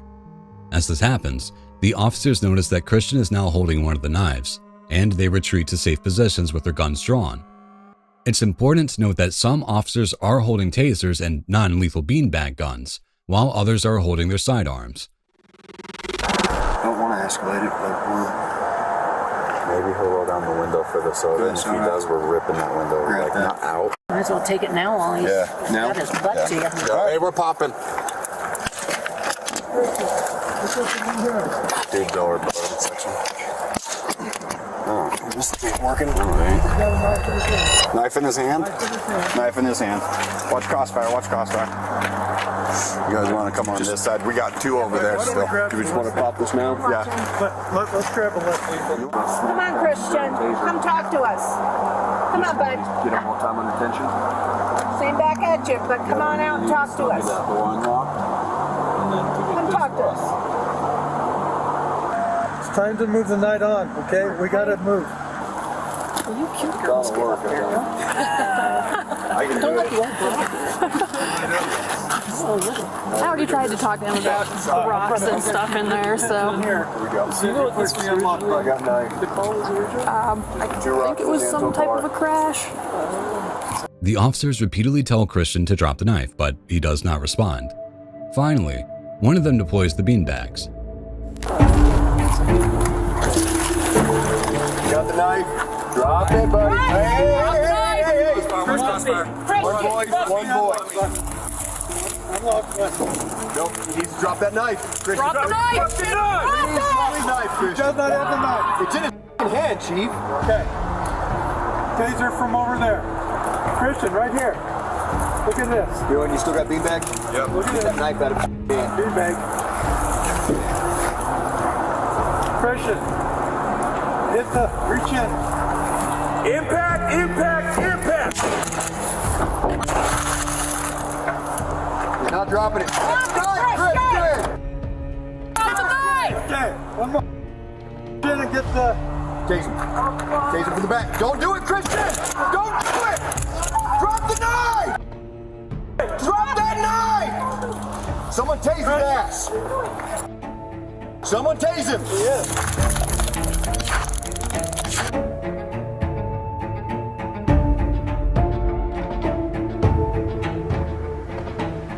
Christian! Christian, drop it! Drop the knife, Christian! Having been shot by beanbags and tased, Christian begins ranting. However, he is still holding the knife. When he appears to motion towards one of the officers with the blade, the patrolman opens fire. You can save yourself. You can still save yourself. One more. Give me. Christian. Lord, give me. Drop the knife. Please drop the knife. Randy, you got that door held shut?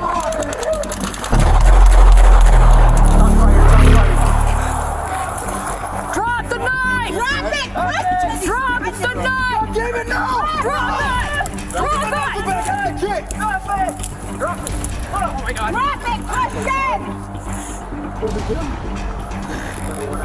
Send medics up. Get that knife. You dropped it. Open the door. Get the knife out.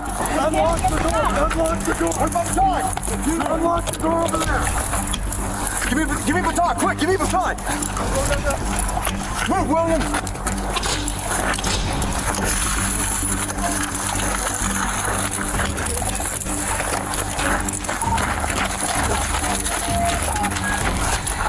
The officers pull Christian out of the vehicle and prepare to perform CPR, but it is clear that he is already deceased. The Clear Creek County DA is still looking at this shooting. They would not comment on their investigation, neither would the Sheriff's Office. They haven't responded to our questions about the shooting after watching this video. Their initial press statement about the shooting says that Glass, quote, immediately became argumentative and uncooperative and armed himself with a knife. After the footage was released, public outrage erupted. 2 deputies, Andrew Bunn and Kyle Gould, were fired. Bunn, the officer who pulled the trigger, would later be charged with criminally neglect homicide. Christian Glass posed no imminent danger to law enforcement officers before he was shot and killed. That was the conclusion of the grand jury that indicted 2 Clear Creek County deputies in connection with Glass's death. The grand jury indicted Deputy Andrew Bunn on a charge of second-degree murder and Sergeant Kyle Gould for criminally negligent homicide. Christian's parents ended up suing the departments in the state of Colorado for $19 million. Boone was convicted and is currently serving a 3-year sentence for his role in the crime. My actions resulted in the outcome of someone losing their life. And that's something that I live with every day. What would you say to the family? At the end of the day, he's gone. They don't get to have that next time. And that is just absolutely devastating. And every time I think about that, it's just, yeah, it shows. Shoplifting has been repeatedly de-escalated as a crime due to most stores carrying insurance. However, that doesn't mean shop owners don't still get outraged when they see people blatantly stealing. That was the case in this video from Fresno, California. It shows several teens stealing multiple items from a store. When they try to flee, the attendant stands in their way to make sure they pay.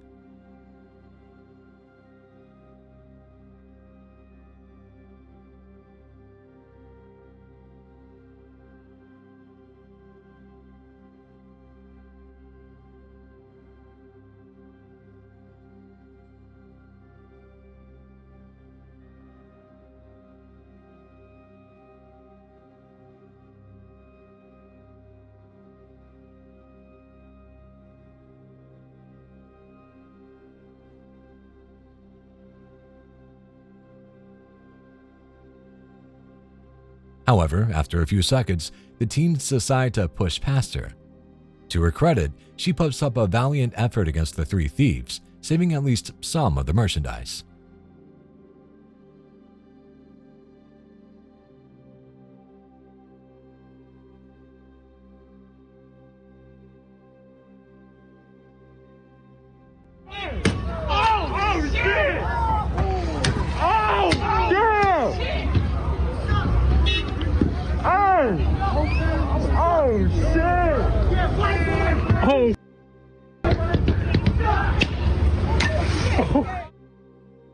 As we've already seen, it's never a good idea to try to get into a fight with a car. However, this guy seems intent on bashing up this car to the point that he eventually gets run over.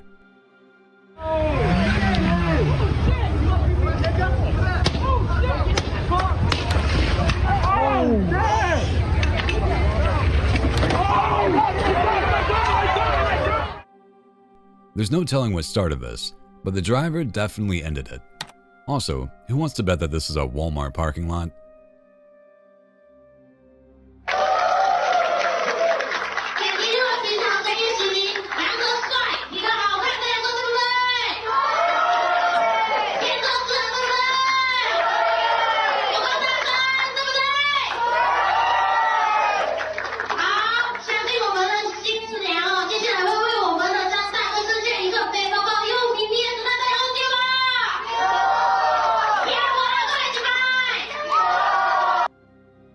2024, a Chinese groom planned the perfect revenge on his soon-to-be wife after he found out that she had been sleeping with the husband of his pregnant sister. Rather than confront her directly, he waited until the day of their wedding, where, in front of the woman's friends and family, he placed a secret recording of her sordid affair.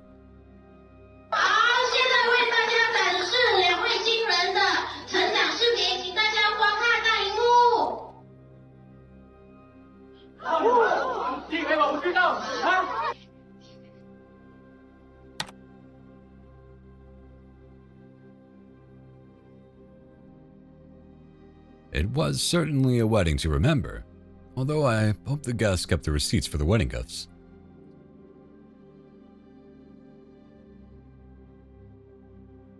We've seen bad behavior by pizza customers, but how about this delivery driver?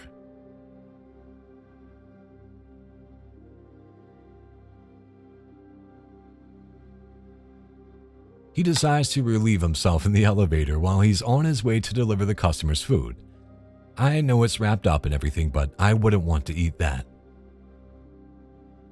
Sure.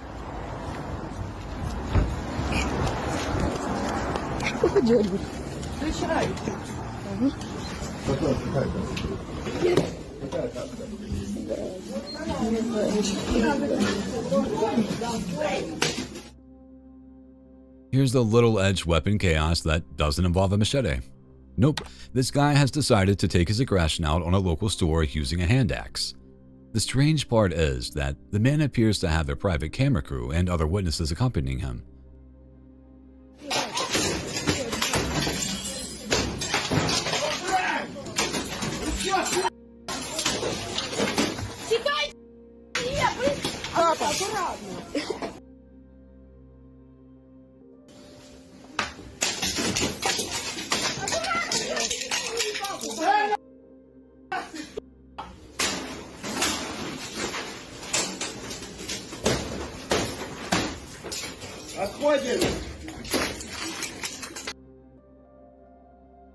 Inside, he immediately starts hitting everything he can, including computers and cash registers.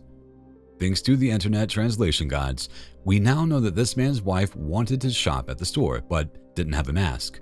She told her husband, and this was his reaction.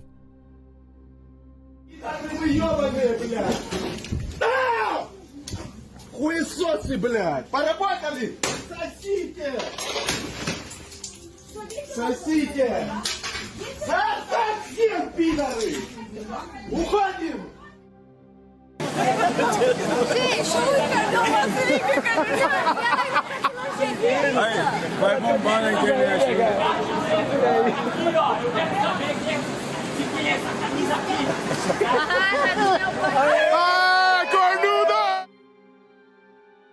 Another balcony and another broken couple airing their dirty laundry in public.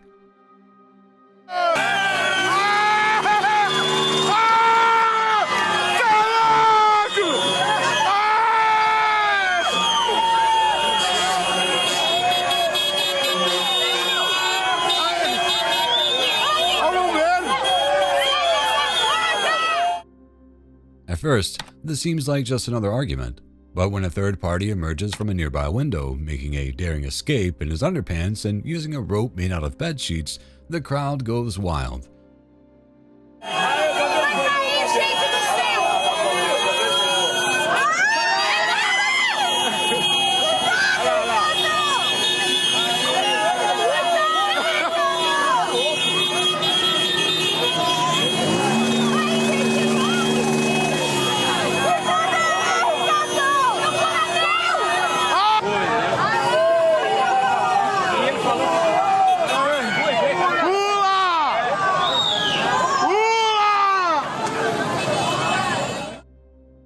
Thankfully, and hilariously, the local fire department is on hand to make sure no one gets hurt.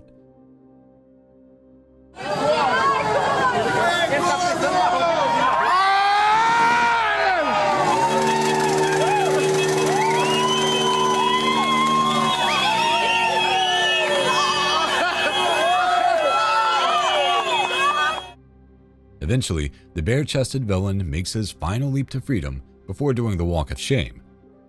Real-life drama and comedy at its finest.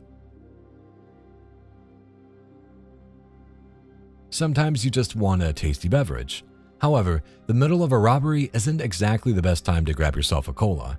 However, that's just what happened in St. Paul, Minnesota, when a man decided to rob a convenience store after he got himself a little refreshment.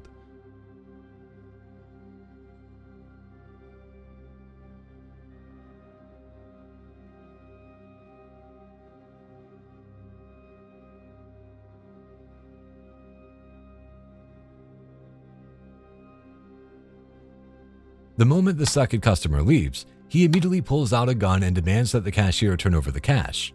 It doesn't look like much, and he even drops a few bills.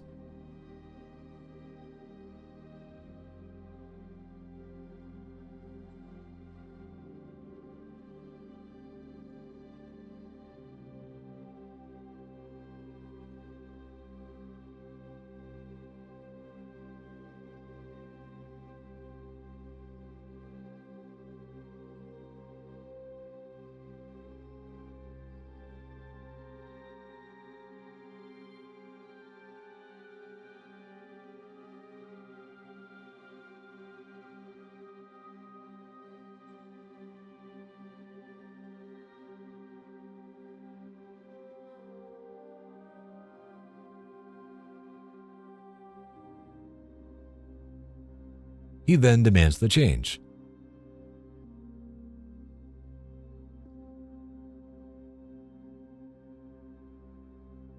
He won't leave without that soda, though.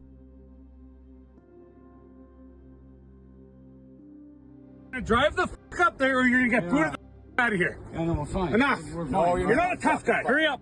I'll promise you that. Hurry up. He's pretty tough. Not that. No, he's tough. not. Not that. He's not. Tough.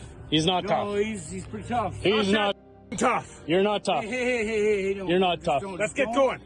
Get going. Or you can play behind us all and you can take all the time you want. It's literally golf. You're not tough. This is golf. This is not golf. It's not. You can stand there 50 minutes. You That's can't not even. golf. You guys can't even stand and tee your ball up now. Yeah, no, he's teeing it up, man. That's fine. He's not teeing it up. He's standing Do there. we need to get the police out here? No, we don't need police. We're not. Okay, then let's get going here. Let's go. Pick your shit up and get going. This is not fun. If you play golf well, you're golfing. If you play poorly, you're drinking very early outdoors. This guy was clearly doing the latter because he could barely stand when the golfers behind them finally confronted him about taking too long. After a tense conversation and some threats, the man in the very loud shirt decides it's time to square off. Cry about it. Cry about it. I'm going to cry about it. You I'm a leg. You cry about it. Hey, Trev, buddy, you're going to get I don't give a badly. Good. Let's go, man. Buddy. Oh. You don't want to go. Do you want to stop? No, I'm not filming this. After removing his glasses and gloves, he charges a man and almost immediately ends up in a pond. I don't fucking care. Hey, man. Hey. Hey. Off to a good start, buddy. I told you. Man, leave him alone. You want another? Leave at me. Leave him alone, man. I got it all on record. It's around the goal. I got it all on record. He then comes back for more. He quickly ends up on the ground several times. You want to go, guys? In there, like, just like, enough! Are you still cheering on? Enough! Get out! Off to a good start, buddy, is one of the best lines I have seen in a while. Bless you, Canada. I'm just trying to find out if I can take them to Six Flags next weekend. I don't know. I'll let you know. Why? Okay, and then after our lawyer meeting today, can we want to take them to the movie? I'll see after the lawyer meeting. Come on, guys. What's gonna Just walk right there. Yeah, it's about to be done. what's gonna change? You're not coming in. You cannot deny me access to my residence, so you're violating the standing order of the court again. Are you violating it again? You violated it last night by showing up here at 1 a.m. There's no Yes, restriction. I have full access to my residence. You're not coming in. Okay, so you're violating. If that's what you want to call it, go ahead. It is. This isn't the If we're way going to to sit do. here and video camera, then no, you can't take them to movies later. No, I have to video camera because of what happened last time. You're being rude and I know. obnoxious, and I don't I'm like not. it. I'm So, being no. polite. This No, is you're Logan's not. president. Christian's going to help him put it together. Why would you get him something that he can't put together himself? He's 8. He wanted that. I have to do this. No, you don't. You're the only person You don't that have gets to bring her either. And you've got your boyfriend inside right now.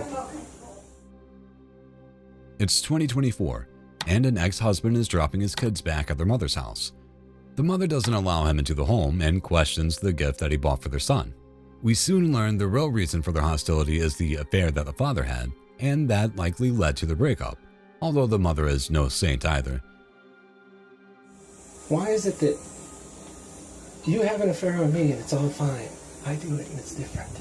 I didn't sleep with someone in our house for 2 months and then try to lie and manipulate. Yes, you did. No, I didn't try to lie and manipulate you. No, I didn't sit there and pretend like he wasn't sitting there pretending to be your friend and trying to get you. She wasn't pretending. Yes, she was. No, she wasn't. Goodbye. Have a good day. I'll see you at 2 You're o'clock. violating. By the way, I called the lawyer and they said this appointment's not even confirmed. Like they said. I confirmed it this morning and I booked it on Friday. Who did you confirm it with? Samino. You talked to him personally? No, I talked to his secretary who said there was an The guy opening or at the girl? 2. The guy. Stop. Okay, goodbye. What is your deal? Okay, so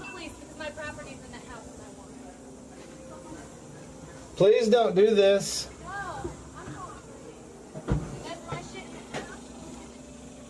The police are on their way. This all too familiar scene is sad to watch, and though they do their best to show their conversation from the children, things soon turn ugly. After discussing lawyers and visitation rights, the mother shuts the door in the father's face. So you're threatening me. You're threatening me that if I don't give you uncontested divorce, you're going to hit me up for spousal support. That is a threat. If you don't do this, I'm going to do that. That's a threat. That is a threat. Yes, actually it is a threat. Yes. Here's your threat. Here's your threat. Your threat is this.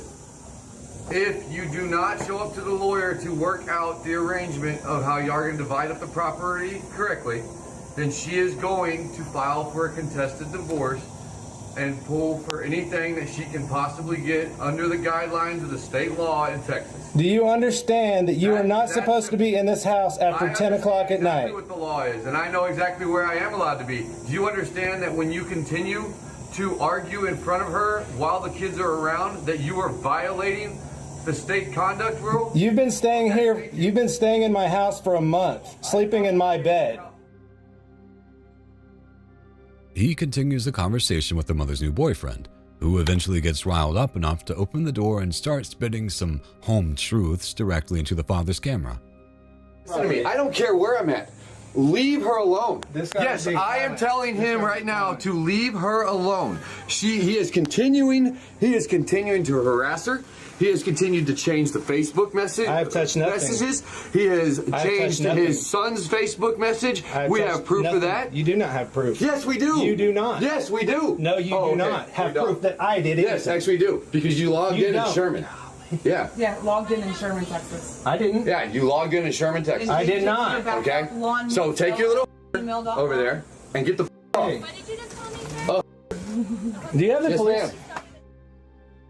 The conversation devolves into insults, swearing, allegations, and likely more headaches and paperwork for the lawyers and police officers to sort out later. Maybe you shouldn't sleep with somebody's husband while you're living in their house. Maybe you shouldn't be talking like that with my kids present. It's May 15th, 2025, and the West Valley Area Police Department in Los Angeles have just received a disturbing phone call about a man attacking people with a knife in the 6200 block of Reseda Boulevard. The suspect is described as a Middle Eastern male wearing all black clothing.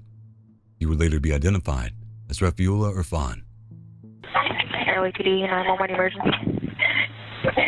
Hi, my name is... And my neighbor is running with a knife after people beating people up. And it's 6 Reseda Boulevard. 62 Reseda Boulevard? Yes, 6 Reseda Boulevard, his apartment. It's one. He already beat up some people on the street, and now he's running with the knife against his own brother, I believe. Okay, is anyone hurt or injured? I don't know. I'm worried because... What is the neighbor wearing so we can identify him? What color shirt and pants? He is Middle Eastern, I think black clothes. And he's kind of going crazy for the last 2 or 3 days. I saw him assaulting people on the street. I had camera in my windows. So, and then I just looked. I had everything. So he was just, now I can still hear screaming. I don't know, he's running after people with this knife. Officers are dispatched to the area where they are greeted by the suspect's brother.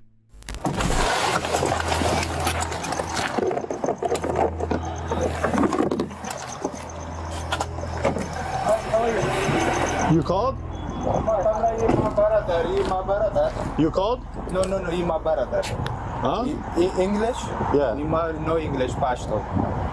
Basto? Pashto. He's my brother. He's crazy. My brother? Your brother? Yeah. Where is he? He's crazy. Where's he at? Where is he at? Yeah, he's working. He come. Yeah, he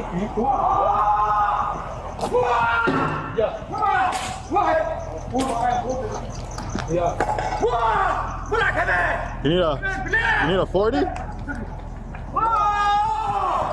West Valley unit for the code 3 calling RD 1034 identified.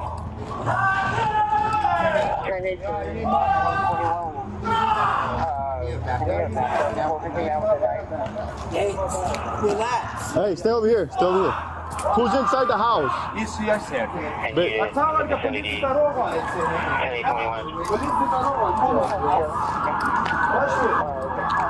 me get the keys, bro. Let me get the 40. Let me get the 40. Let me get the keys. It's clear from the shouts coming from the suspect's home that Mr. Irfan is not in a healthy state of mind. He soon appears at the window after smashing it with a frying pan, and an officer identifies that the suspect is also holding the knife.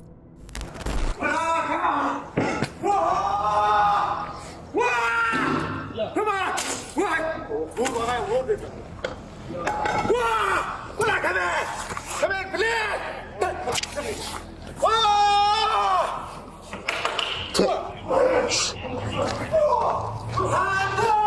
10-8-21. Give me a backup. Forfeit came out with the knife. Hey, relax.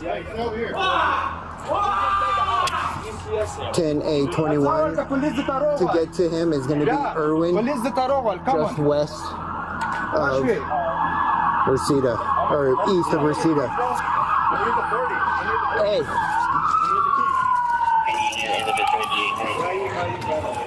The officers at the scene figure they're going to need some help, so they call for backup. When additional units arrive, they form a tactical team and enter the courtyard area of the apartment complex, where Mr. Irfan is waiting for them.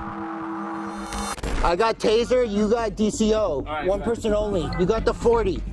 Hey, but be careful, he ran out the front. We're careful because he had a frying pan and he has a knife. So we gotta go, come on. Relax, let me, hey, if I can get a chance, I'm gonna take him. All right. Watch out, slow.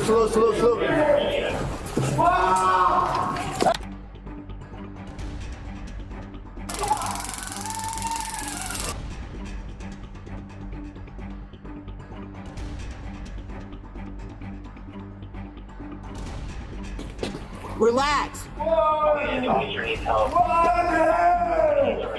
He's got it. Hold on, I'm gonna kick it.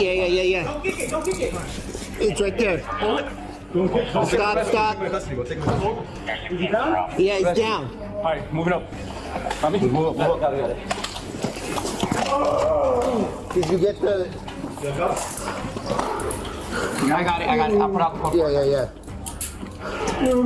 When Irfan rushes at the officers, armed with his favorite kitchen tools, one officer deploys their taser while another fires his gun.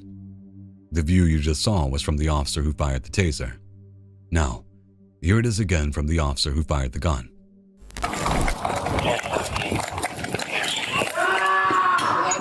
Hey, if I can get a chance, I'm gonna take him. All right. Watch out, slow. Hey!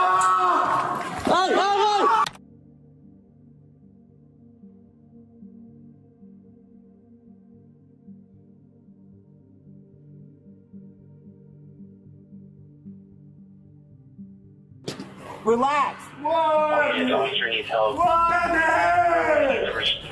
Drop it. No, he dropped it. Hold on, I'm gonna kick it. Let's get arrested. Arrest him. All right, moving up. Got it.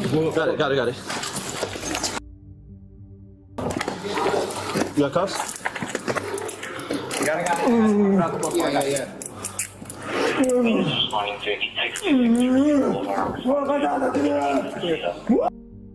As the officer turns the corner into the courtyard, he comes face to face with Irfan, who is clearly holding the knife in his right hand.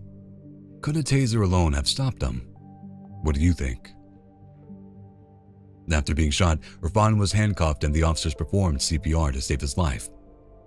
Paramedics from the Los Angeles Fire Department arrived soon after and transported Irfan to the hospital, where he was treated for his gunshot wound and survived. The knife was recovered from the scene, and Irfan was charged with 2 counts of assault with a deadly weapon on a peace officer, as well as 1 count of exhibiting a deadly weapon to police to resist arrest. The 34-year-old is currently awaiting trial. Meanwhile, the officer involved in the shooting, named as Officer James Funes, has been placed on administrative leave while the LAPD investigate whether the use of deadly force was justified or not.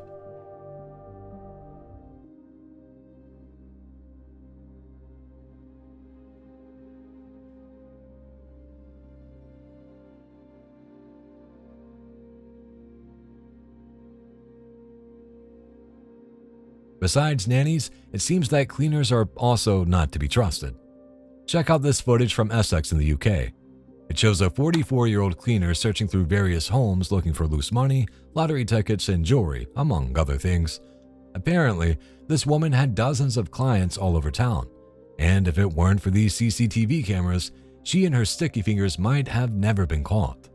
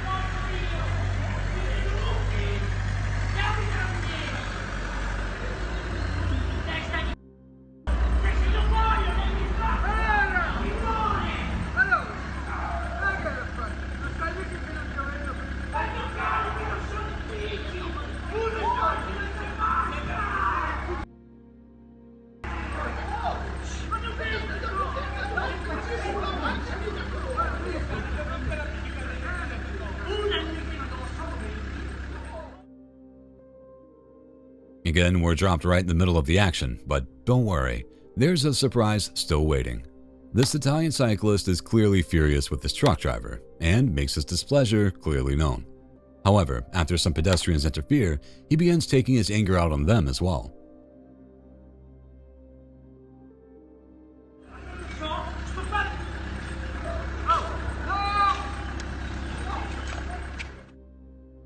The amusing part is that one of the guys takes the guy's bike and throws it over a fence, thus diffusing the situation.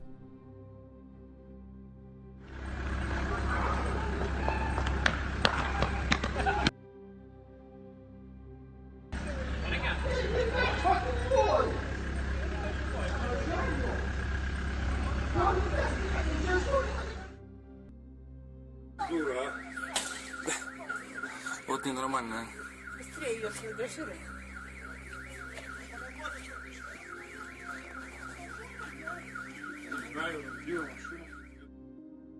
As the saying goes, hell hath no fury like a woman scorned. In Russia, this woman's fury took the form of an axe which she used to smash the car of her husband, who had allegedly been having an affair.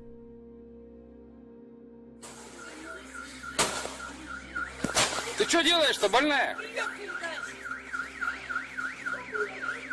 Ты дурочка, тебе Что делаешь-то? по башке дадут сейчас.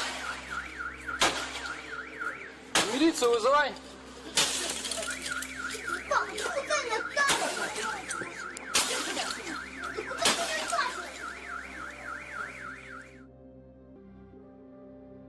This footage dates back to 2010, but it's still pretty wild, even by today's standards.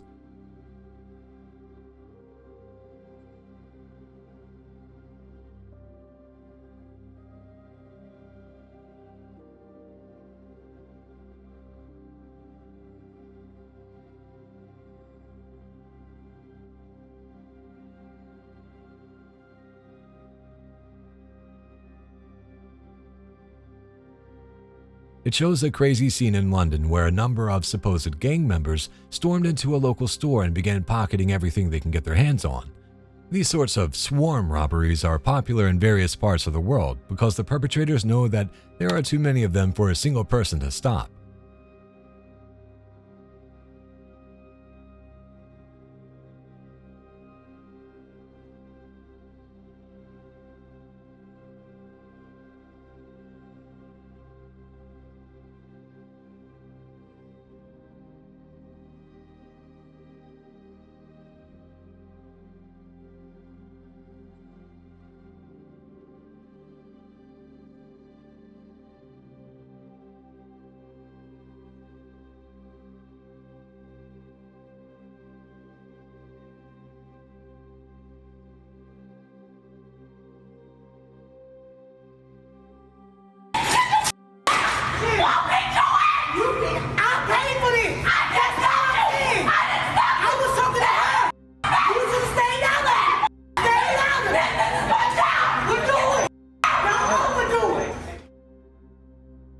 The whole Walmart thing isn't hard. You leave the store, you show your receipt. That's how they know that you didn't steal anything. But when this woman refuses to show her receipt, the employee completely loses her mind. This is tragic meltdown territory. So, the woman is lucky she didn't get a butt whooping.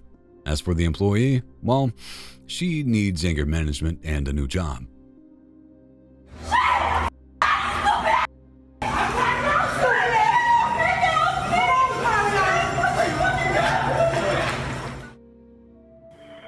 Police dispatch. Yeah, hey, I wanted to call in a guy that's wanted for you guys. You've been looking for him for crimes against a child. Okay, do you know where he is? Where he is? Yep. He's on Fifth Road. He's Max Muscle. He drives an Acura, and he's parked between. He's in there right now, but I'd have left. And I think he's holding a gun, carrying a gun, because I've seen him with a gun. But he's between the Wendy's. He's driving a silver Acura. And Jimmy Russ is his name. Do you know how old Jimmy is? 42. I've seen your wanted thing with him. We've known him. And I just can't stand this guy. He comes in quite a bit, and we know he's wanted. Okay. Did you say that he's inside of the Max Muscle now? Yeah.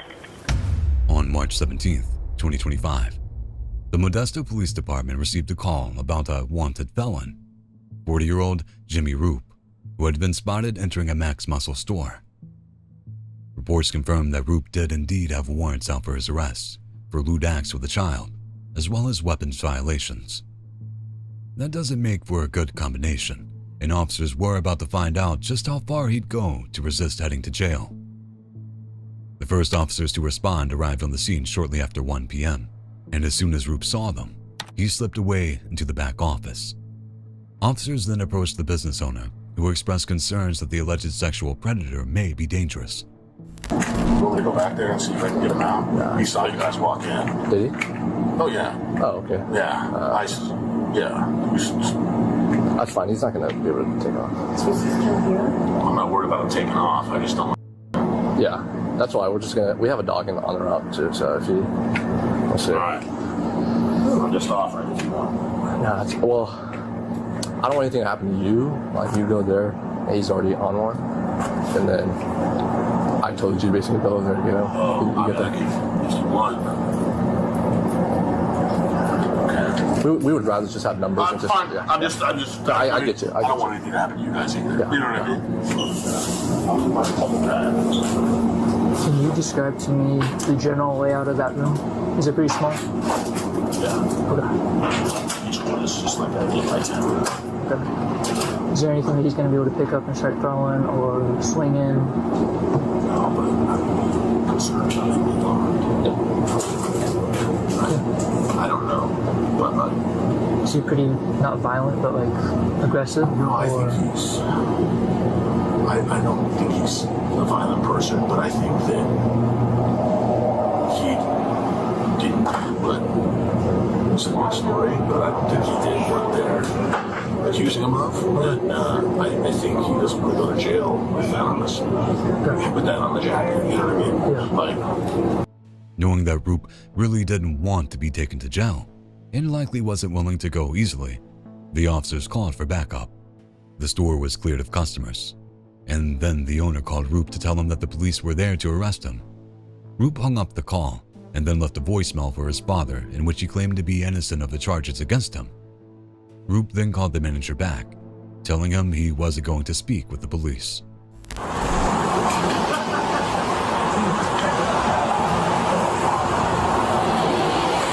Luis, take the east side. take it there. It's a bunch of cops, bro. But yeah, I'm not. They said they got an anonymous tip. What are you gonna do? Like, I'm not. Just do me a favor, stand over there. I'll come and get your next one. He tried to contact them. He called them. He told them that there was a bunch of cops here for him, and then he hung up on them. He says, "Hey, for what?" They're like, "They got an anonymous tip," and he just hung up on them. All right, start giving commands. Let me get my dog, and then we'll go ahead and make canine announcements right now. That will confirm that there's nobody else besides him. Yep.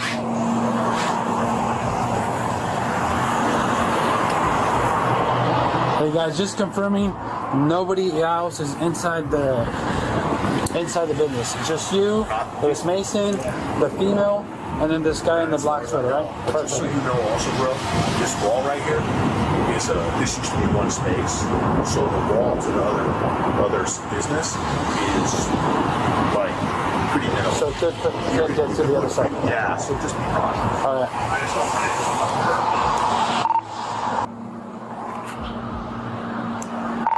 Copy. And then can you go ahead and take you and your trainee over to the Velvet Grill?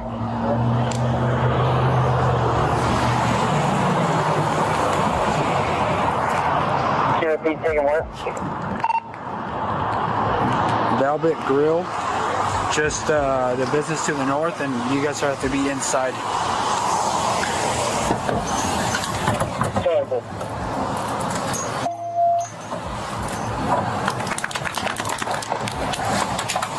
Is he on the phone with you? Is he on the phone? Yeah? What does he want? Oh. What's that? What's that? Yeah, all the back doors here are locked. Yeah. All of them are locked. We can't get in touch. All right, well. Did he come out? Did not? What did he say?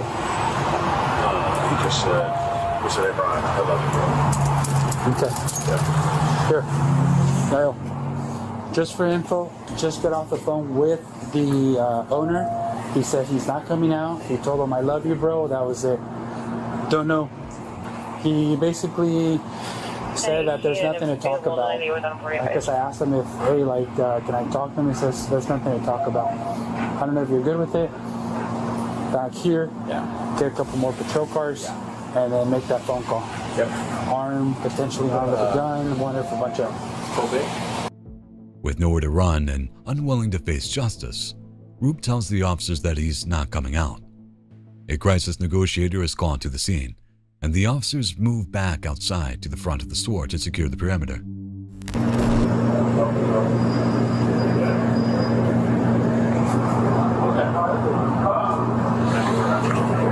What I flight on 40, just flying for, we got the response on 21 stating that he is not coming out.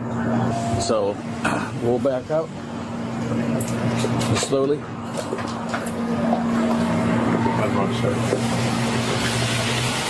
But before any negotiations can begin, Roop makes a dramatic last stand. He emerges from the back room and opens fire on the police. Hey, Paul, go ahead and get your other car. I'm gonna grab my other shield. And door open, door open. There's a door. Miss your hands, dude!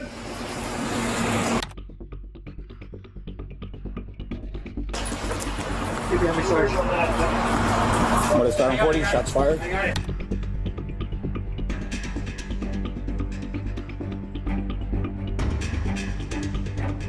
Fire suspect still inside. Drop the gun! Drop the gun! He's on the down. He's down on the right.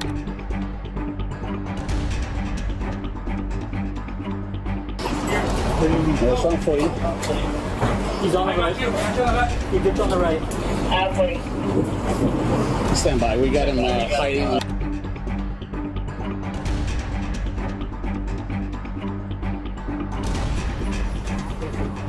What's that on 40? It appears that he is down. Wrong eye. I do not have eyes. I see him. What is your hands? Hey, give me that car up here. Where? On this side. Hands all the way up, dude! Hands up! Hands all the way up! Bring the car. Pull it up here. Yes, that on 40 is fired. I cannot see him. Yeah, you can see him. On the ground up there. Yeah, it's on the ground, but he's so dark, so you're gonna have a hard time seeing him. Oh, yep. Let me see your hands! Hands all the way up! Hands all the way up, dude! Negative. Push up a little bit. Let me see your hands, dude! Stay right there. He's on the ground. Okay, hang on. Let me see your hands! Right on 40? He's still moving. I got it. You got it ready? The officers return fire, but Roop, who cannot be seen in the body cam footage because he is hiding behind shelves, refuses to surrender. He ignores requests to put his hands up, although at one point he does raise his middle finger to the officers. Let me see your hands! Hands all the way up! Hang on. I got it. Hey, wait. Chill out. Let's make sure we're giving him commands. Lower your wind, lower. Let me see your hands. He's not moving anymore. I have eyes. We're gonna. Hey, listen. We're gonna hold here. Okay. Let me see. Overhead. Okay, hang on. I can still see him. He's not moving anymore. No, he's still moving, dude. We gotta hold here. Hands all the way up, dude. Hey, he's still moving away. He's moving away. Yeah. I saw his hand. I see his hands. Yep, I see it. I see his hands. No gun on hand. No gun on hand. He's laying on his back. He's on the deck, but I need to pull back. He's firearm. He's. What are you doing? You see him? He's laying down right now. Let's get another shield. Yes. Go grab helmet. Gun in his right hand still. Hey, give me traffic. Down on 40. Beverly Creamery is evacuated.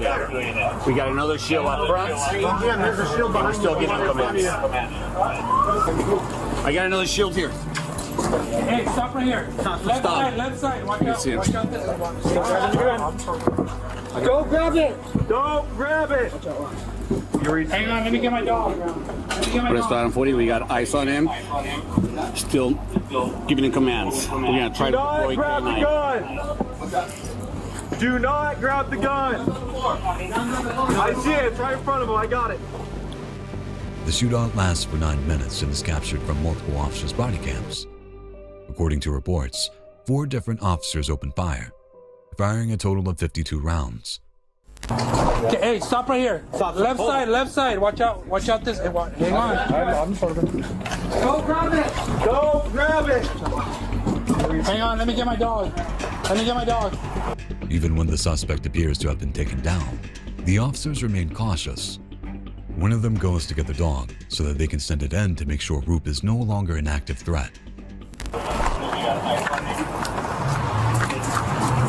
Here. Good boy. Here.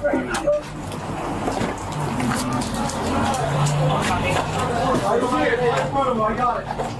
Still by his hand. All right. One person. His hands under him. Guns by his shoulder.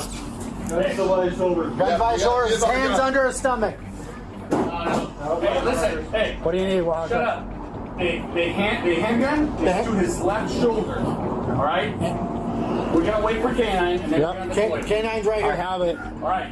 Clear. Hey, Jimmy, you need to surrender now. The dog will find you and bite you. Huh? Here, hang on. Let's get that arrest scene. Hey, team on the left is going to be arresting. All right. And you guys to go hands on. So if you need to go up, Go up. He's not moving. I got both my tablets on me. Okay. Hey, Jimmy, you need to come out. Surrender now. The dog will bite you. He won't find you and bite you. You understand? Well, Hawk, are you guys ready? Yep, we're ready. Sean. Good boy, Sean. Yeah, Sean. No move. Here. Dax, here. Foos. Very narrow team on the right hand side. With no signs of movement, the officers are confident that Roop is no longer a threat and move in to detain him, while also administering medical aid. Ready? Yeah, he's moving. Listen, on me. Okay. Okay? I got you. Ready? Yes, sir. Moving forward, go. He's breathing. Put that gun down. He has you there. There you go. I got gun. Ready? Go. Emergency medical personnel arrived on scene 3 minutes later and transported Roop to the local hospital, where he was later pronounced dead. An illegal 9mm handgun without a serial number was found at the store next to where Roop had been laying, alongside 3 shell casings and a spare magazine.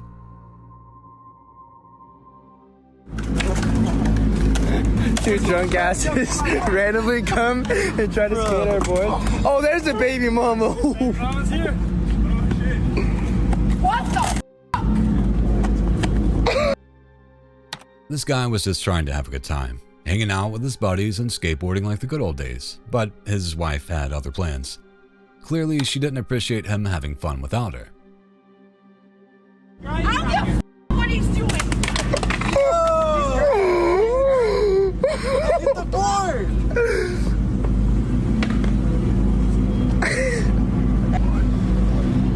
She don't want the smoke. Landed, dog. Yo! He didn't land a kickflip first try. He didn't pull out. If you can't support each other's hobbies, maybe you shouldn't get married.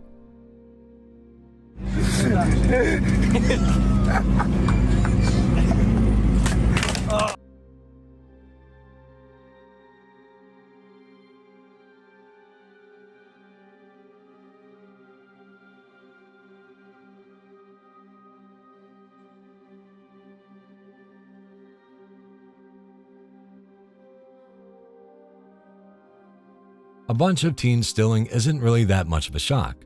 However, this guy doesn't look like your average thief. If you're unaware, that's a Buddhist monk, or at the very least, someone dressed like one. As a faith, Buddhism is 100% against stealing, so either this person isn't up on his reading, or he's wearing a costume.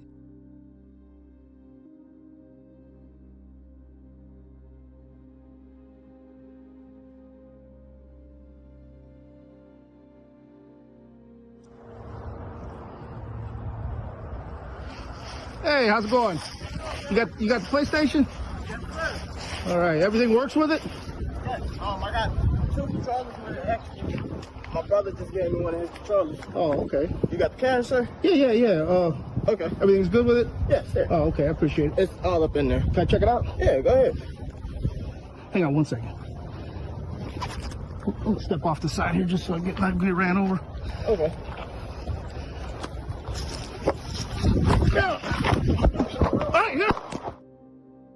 This video could very easily be called Machete Madness, based on the number of people wielding many swords like Excalibur. Here, we have what appears to be a perfectly normal American neighborhood, but there's more to it. The guy filming? He's an undercover cop. Apparently, these people have been robbing folks, luring them in with the promise of a cheap PlayStation, The moment the officer bends over, he produces a machete and takes a swing, nearly taking his head off.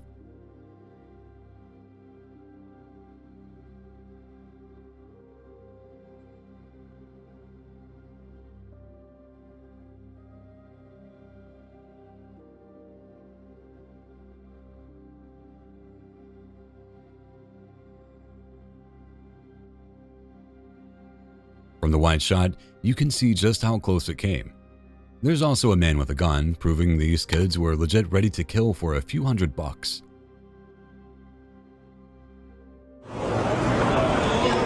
This busted on God.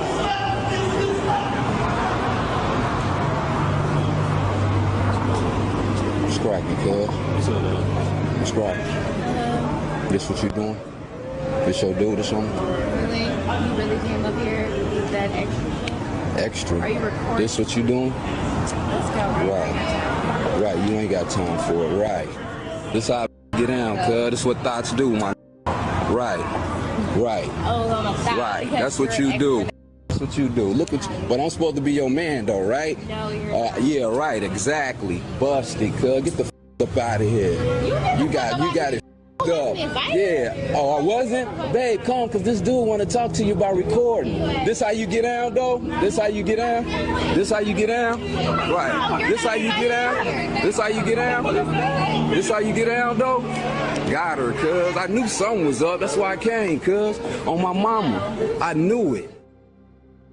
When this woman was caught by her boyfriend with another man, she didn't stick around and face the music. Instead, she walks away, calling for security to intervene, and then insults the man's mother. We're in a relationship, cuz. Yeah, we supposed to be. This how you get in? That's how you get in? Cuz, shut the fuck up. I got you, though. I see your get in.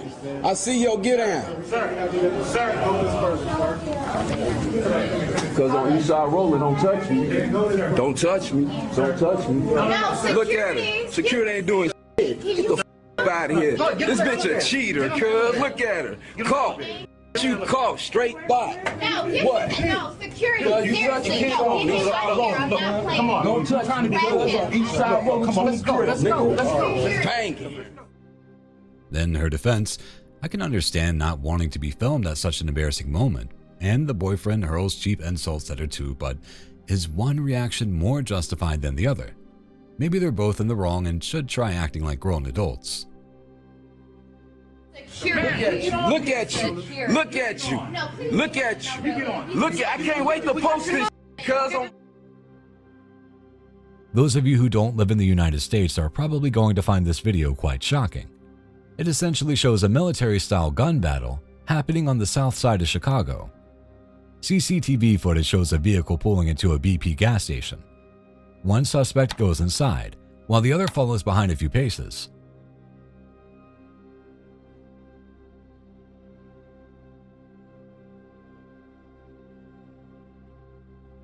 Once in the store, the first man, who has a large firearm tucked under his arm, looks around for a few minutes before returning to the car.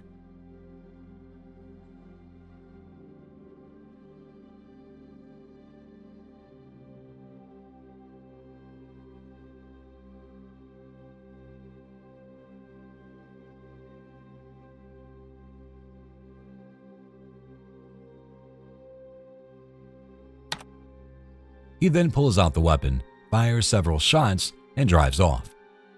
As this has been ruled a homicide, the suspects clearly hit whoever they were looking for.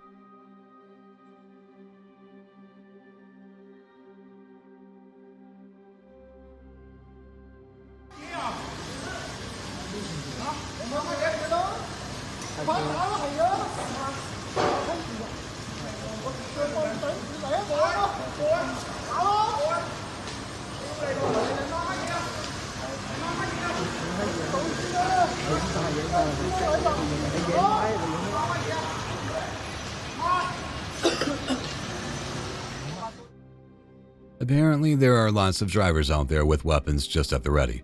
This traffic altercation escalated rapidly, but the man in the black was able to subdue the man in yellow and attempt to calm him down.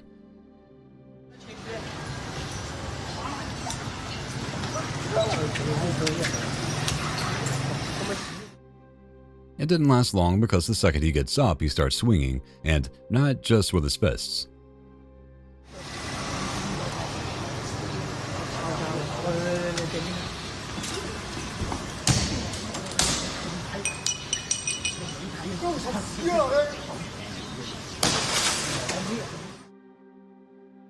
He quickly grabs a large wrench from his passenger seat and starts bashing the other man's car.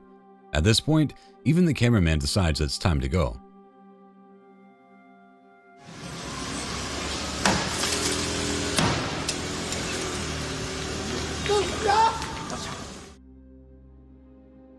This footage comes to us from Chicago, where CCTV cameras have proved instrumental in helping police deal with the city's violent crime problem. In this case, the footage shows an aggravated battery involving a firearm. At first, it seems just like a few people hanging out in an alley.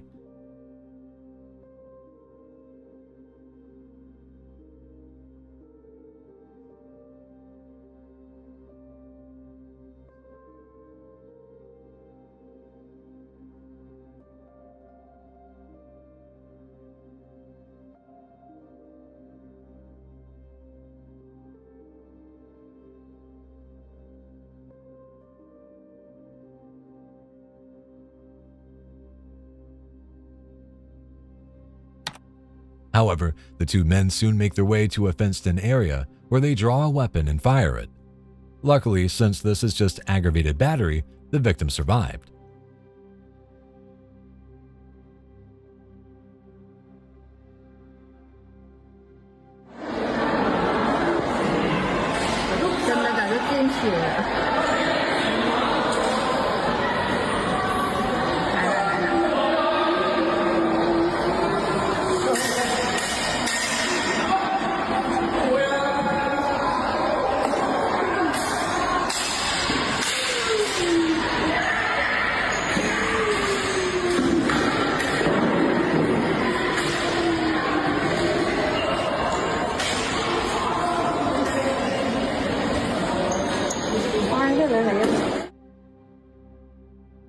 Around the world, the machete appears to be the weapon of choice for causing chaos.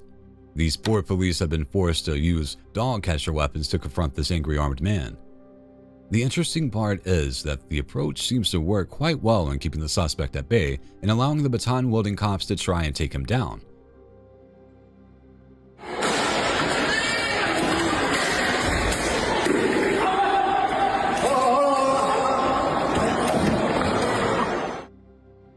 The only problem is that this guy is clumsier than a Three Stooges film. When he isn't dropping his helmet, he's falling on the floor like a fool. Come on, man, the entire mall is watching.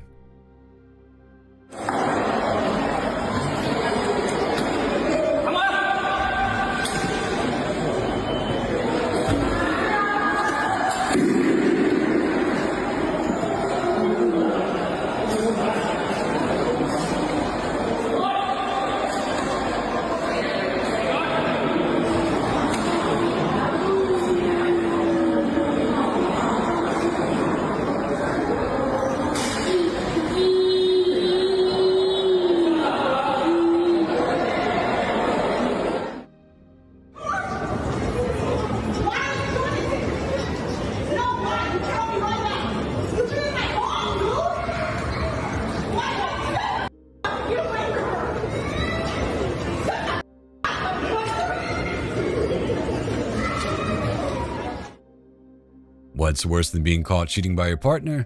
Being caught cheating by your partner's mother, in public, and being filmed while she scolds you in front of everyone.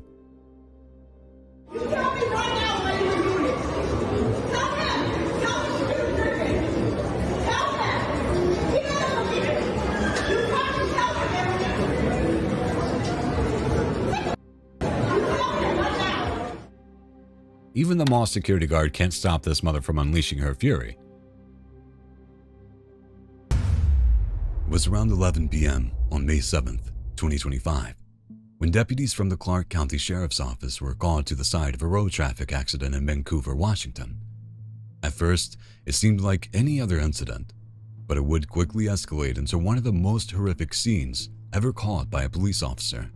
I was just trying to calm him down. Okay, so what's going on? I was just trying to calm him down. Okay. And make him not leave because he was trying to run. As an officer arrives on the scene, he's greeted by a woman who tells him they were trying to calm down the driver because he had attempted to run. It doesn't take long for us to find out what the driver was trying to run from and why. And clearly I've been drinking. Yeah. And I ran into these cars. Okay. Do you need medical attention, sir? No, I do not. Okay. But my life is over. The driver, who was about to be identified as 54-year-old Merrick Vogel, candidly admits to having consumed alcohol before crashing into two parked cars. Things take a slightly worrying turn when he declares his life to be over. But he's probably just being overly dramatic, right? I wouldn't go that far. I do. Okay. You do not need medical attention, correct? No, I do not. But as you will see, I am a CDL driver. Okay. And like I said, my life's over. How much have you had to drink tonight? More than I need to. Okay. Where are you coming? Are you on your way home? Is that what happened? No. Okay. Nobody else is involved. Yeah. Okay. All right. So where were you drinking at? Control 5, I'm with 73, come check one. All right, sir. I need you to step out of the vehicle here. I'm calling lawyer. Okay. Just say lawyer. Last Ackley, Frank Ocean, George Lincoln Edward, 1st of March, Mary Adam Robert Charles, 1970, 912. No, lawyer. All right. So, I'll do this at my point. So turn around for me, sir. yeah, you're under arrest. Yeah, thank you. Don't put your hand in your pocket. Keep it out of your hand. My wallet. No, drop it. All right.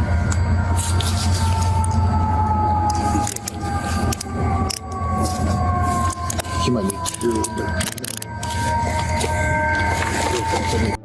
Mark Vogel tells the officers that he is a CDL driver, meaning he has a commercial driver's license and needs to drive for his work. This is likely why he's so worried, since if found guilty of driving under the influence, he would probably lose his license and therefore lose his source of income. Either way, he asked for a lawyer before being put into handcuffs. He is then transported to a Washington State Patrol scale house, where he can be tested using a breath alcohol analyzer. We're gonna go into the scale house here. We're gonna sit down, we're gonna take a test, okay? If you're cooperative with me and you're cool with me, I'll take you out of handcuffs. If not, you're gonna stay in handcuffs the whole time. You understand? All right, go ahead and take a step out. Hey, man. Have I been just...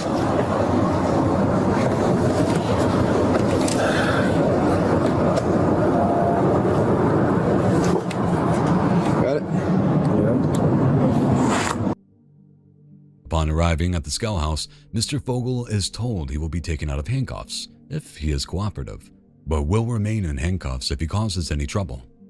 Vogel seems to be compliant and is led to the room where he will take the breath alcohol test. I'm gonna take you out of handcuffs, you're gonna take a seat on that bench there, okay? I'm gonna take you out of handcuffs, you can take a seat on the bench there.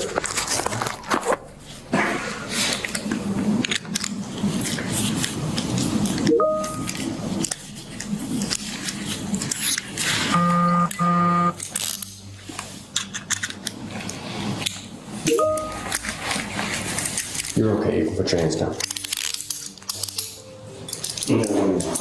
No, okay. Witness. What's this? For your safety. Well, you promise you're not gonna hurt me? I'm promising. Oh. I'll put my hands on your head. Okay, well, as long as you say you're not gonna hurt me, like we're good here. If you're worried, you think you're gonna hurt me, I'm just gonna put you back in handcuffs. All right. You're not gonna hurt me. You're good. We're good. Okay, you can keep your hands down. You're all right. Or not. If you want to be uncomfortable, that's fine. Deputy Bryson Layton takes the handcuffs off Vogel, but due to the man's earlier comments, he remains cautious and asks for reassurance from the driver that he isn't going to try and hurt him. Vogel keeps his hands behind his head, despite being told there's no reason to do so, saying it's for the officer's safety. The alarm bells have already started ringing in the deputy's head, but they're about to get much louder.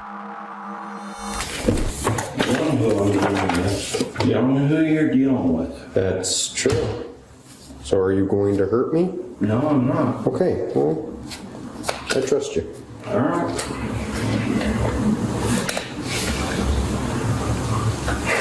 You said you wanted to talk to a lawyer. Do you have one in mind, or do I not?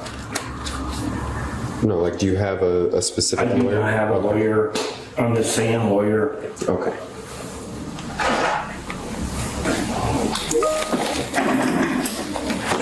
Maybe I'll make it through the night. I don't know. It is 23:40. Mark, you're going to make it through the night, all right? This isn't as big a deal as you think it is. It's a mystery. No, you have no idea.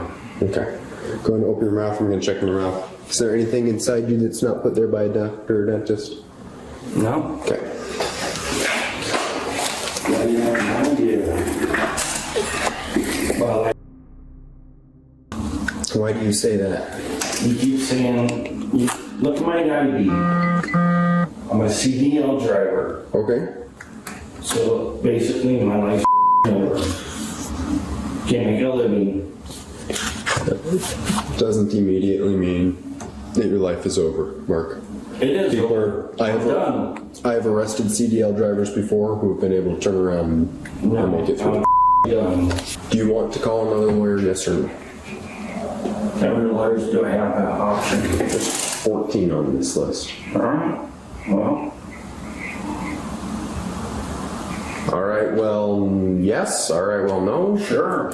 Sure. Okay. I'm honestly, what's the matter? Like I said, I'm done. Alright, we're just gonna... I'm a dead man. You're talking dead man. You're not a dead man, Mark. Yes, I am a dead man. Well, I'm gonna make it through the night. What time is it? It's midnight. Thank you. So are you gonna kill yourself, Mark? Who knows? Probably the only person would be you. Yeah. So... That's correct. Like I said, I keep telling you, I'm done. Is there somebody I can call for you to talk to? We're good. Deputy Layton attempts to build a rapport with Vogel and help him get a lawyer. He tells Vogel that he has arrested many CDL drivers before, and they have managed to turn things around. But Vogel continues to make concerning comments about his life being over and not being able to make it through the night. To this point, Vogel hasn't shown any signs of causing harm to anyone but himself, assuring Deputy Layton that they are good. However, all this is about to change. You know what's crazy? I said, it's just you and me in this room. It's just you and me in this room, but this is a police station. There's plenty of troopers here. Are there? Yeah. Are you sure? Did you not see me talking to the trooper when we first pulled up? How many people are here in the room? Are you trying to make threatening? No. No? No. Okay, why are you saying things like that? I don't know. Okay, go ahead and stand up. Turn around, face away from me. Sure. Are you sure? Yeah, turn around, face away from me right now. Sure? Boy, 73, I'm fighting with one. Sure. Give me the air, he's reaching for my gun. Mark, you're gonna get shot! Yeah!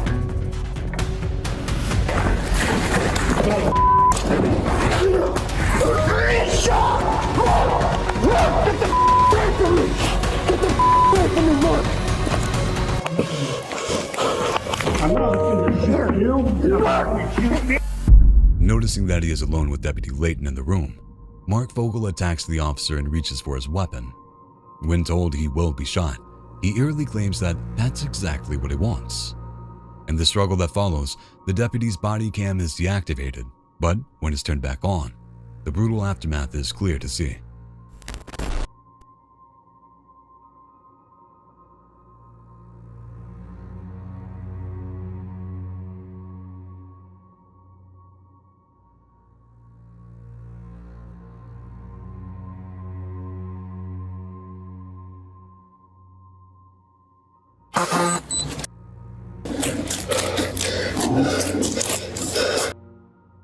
need? Gloves, chest seals.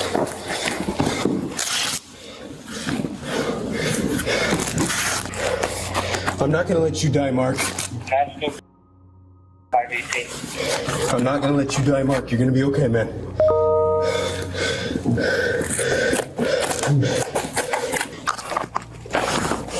You're gonna be okay, Mark. You're gonna be okay. Vogel is shown laying on the ground, bleeding heavily with multiple stab wounds to his back. Deputy Layton does his best to attend to Mark's injuries and tells him he is not going to let him die. The officer calls for medics, but by the time the ambulance arrives, it'll already be too late. Paramedics arrived on the scene and Vogel was declared dead just after midnight. And there's a couple of things we're working to confirm here. One, what happened when the body camera was deactivated? We've put in a public records request to get surveillance video to see what we can learn. And two, whose knife was it that was used in the stabbing? The Clark County Sheriff's Office has said they can't give us those answers because the investigation is still pending. Mark Vogel was pronounced dead at 12:39 a.m. Deputy Layton was placed on leave pending an investigation. It is believed that he used his own knife to fend off Vogel during the struggle in a shocking encounter that escalated way too quickly.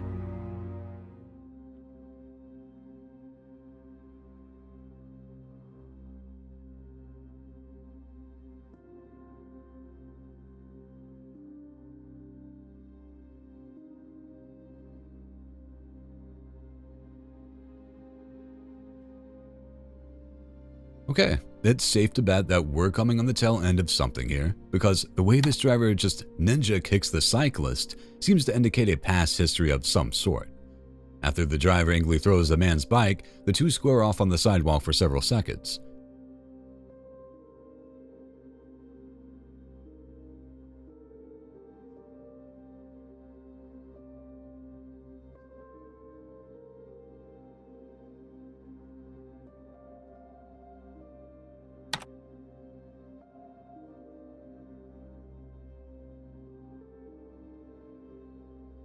Again, I have no idea what started this one, but at least they were both wearing high-vis colors.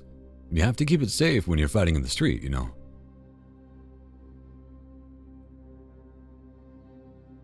Amy, please! Please, no, call the cop! Amy, please! Please, Amy, please! I'm begging you, call the cop, please! Amy, please! This man is in desperate need of help. He begs his ex-girlfriend to call the police, but what's the danger? Let's go back a few seconds to find out.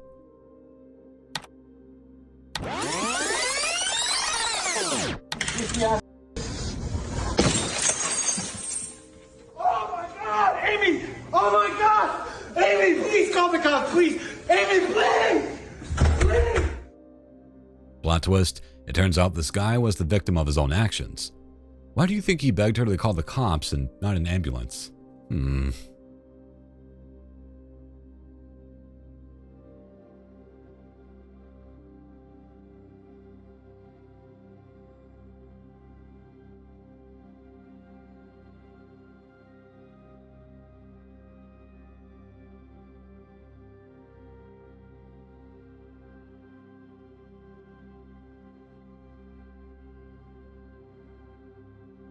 This footage from China shows a man going to significant lengths to hide their identity while they rob the store. Specifically, they were using a combination of a beach umbrella and a large white sheet. The weird thing is that it totally works. They get off scot-free.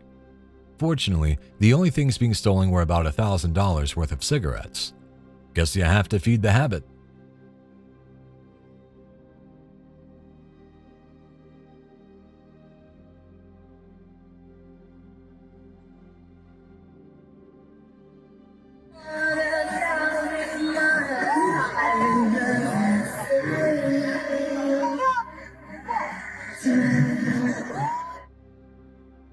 This one is going to frustrate you just as much. This performer is just doing their thing, putting on a show. It seems that many people are really into it. The problem is that you're apparently not allowed to have amplification on a public street.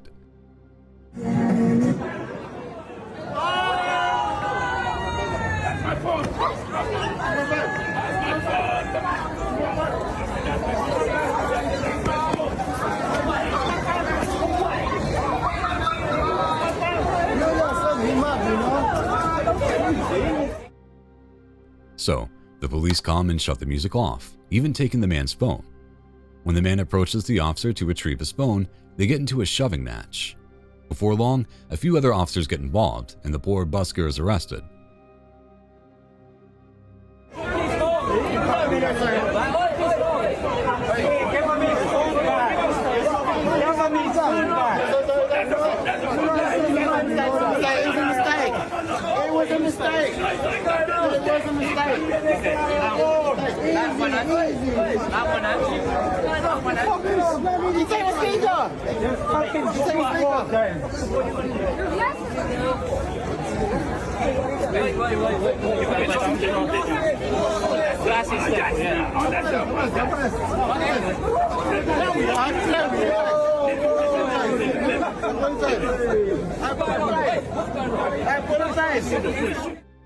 Seems like this one could have gone literally any other way, but the man is ultimately taken down by a dozen officers.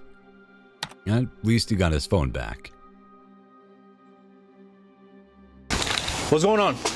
You the one banging on here? Yeah, I'm trying to get in touch with my ex-husband. Were you banging on the doors all along? I banged on the door because he won't let me in. You live here or no? Stuff. Yes. Or you used to? I live here. Did you launch anything in there? No. This woman claims she was just trying to get a hold of her ex-husband.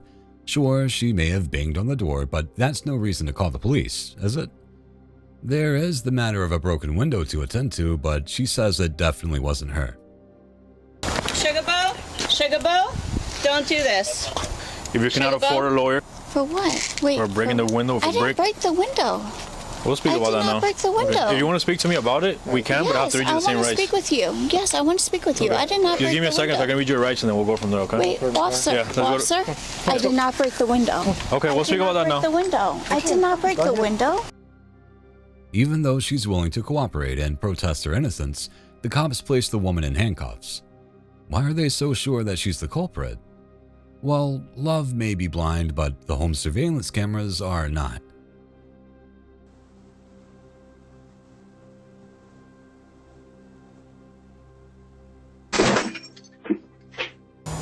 You sure? Yes.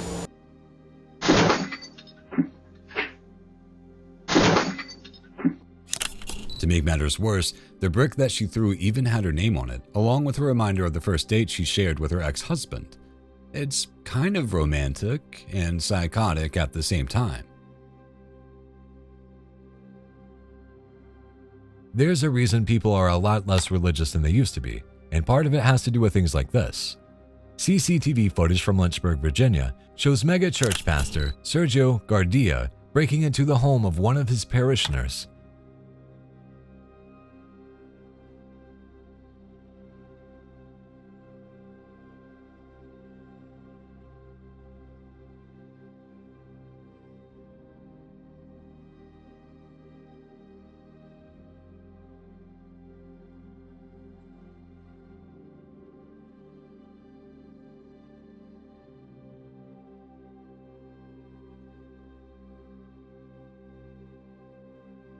He's been accused of stalking the poor woman, and footage from inside shows him panicking the moment he finds the camera.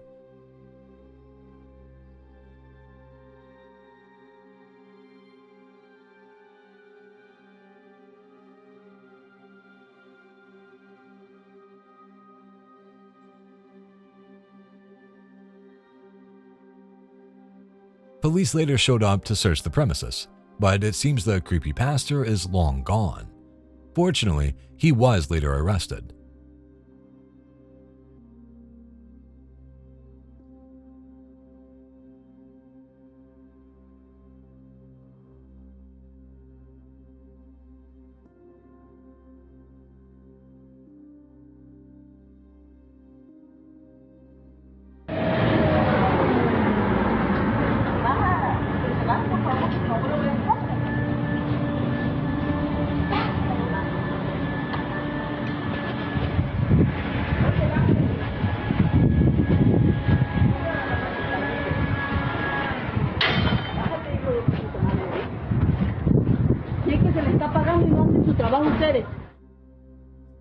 Welcome to Tabasco, where things can get really spicy really fast. This woman apparently became angry at some electrical workers who were disconnecting her power, so she decided to confront them with a machete roughly the same size as her. Huele, vámonos, vámonos. Madre. Mi brazo, mi brazo. When she notices she's being filmed, she attempts to slash at the camera person, but instead falls over, dropping her weapon. She's not exactly Zorro, is my point. Still, she could have done some damage. Solita se cayó. No, solita se cayó ella. This don't ever happen. This girl is crazy. Oh wow, she giving them a show. She giving them a show. Look at this. She is on a rampage. Yeah, I can see her.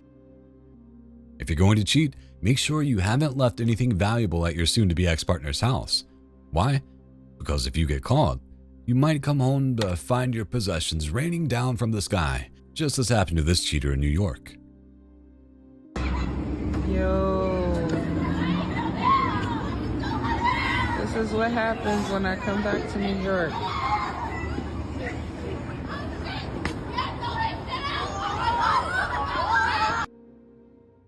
On March 24th, 2022, officers in Clovis, California were called to an apartment complex just before midnight. A neighbor had called to report that her friend, Isabel de la Torre, seemed to be having some sort of medical emergency. No, I'm not getting go. 911, state emergency. I need ambulance. I think my grandson is having a stroke. At what address? The address? Hello? Hello? Hello? I can hear you. Hello? Am I on speakerphone? Yes. Am I here? Can you take Hello? me off the speakerphone? Yes, I did. I just did right now. Okay, what is the address of the emergency? 222 West Alamo. 222 West Alamo Avenue. Hello. 222 West Alamo. Clovis, California 93612. What apartment number are you in? What's the problem?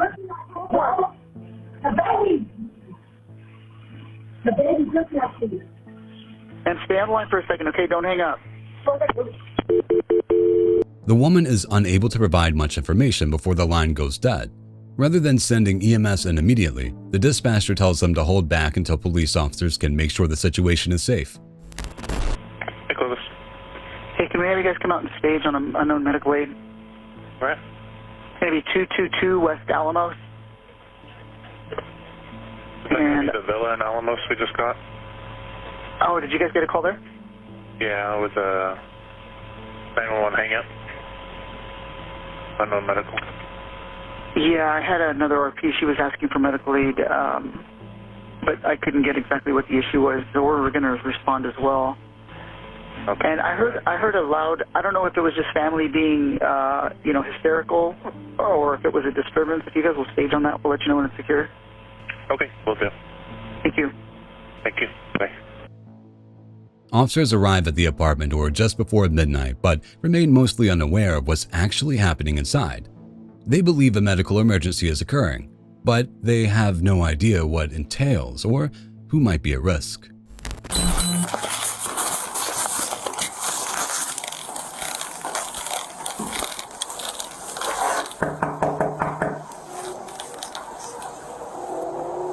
Close police department.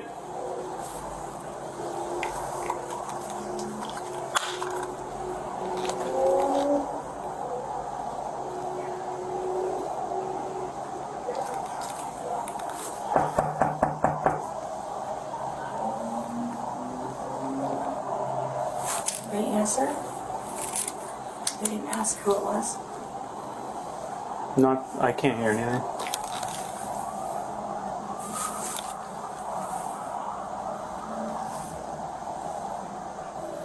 I do hear noises inside. Okay, so keep it. Close police department!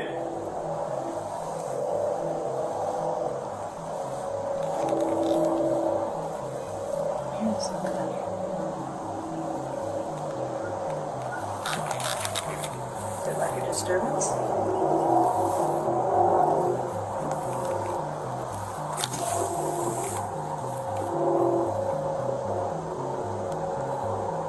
I hear a female.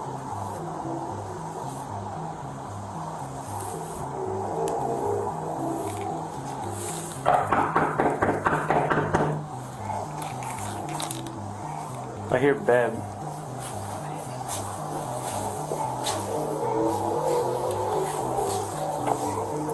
Hear that?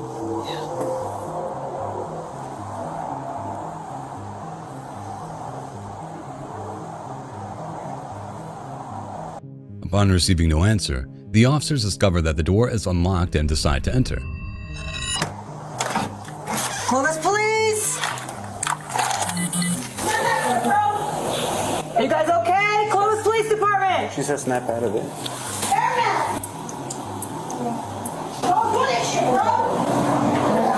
Clovis Police! Hey!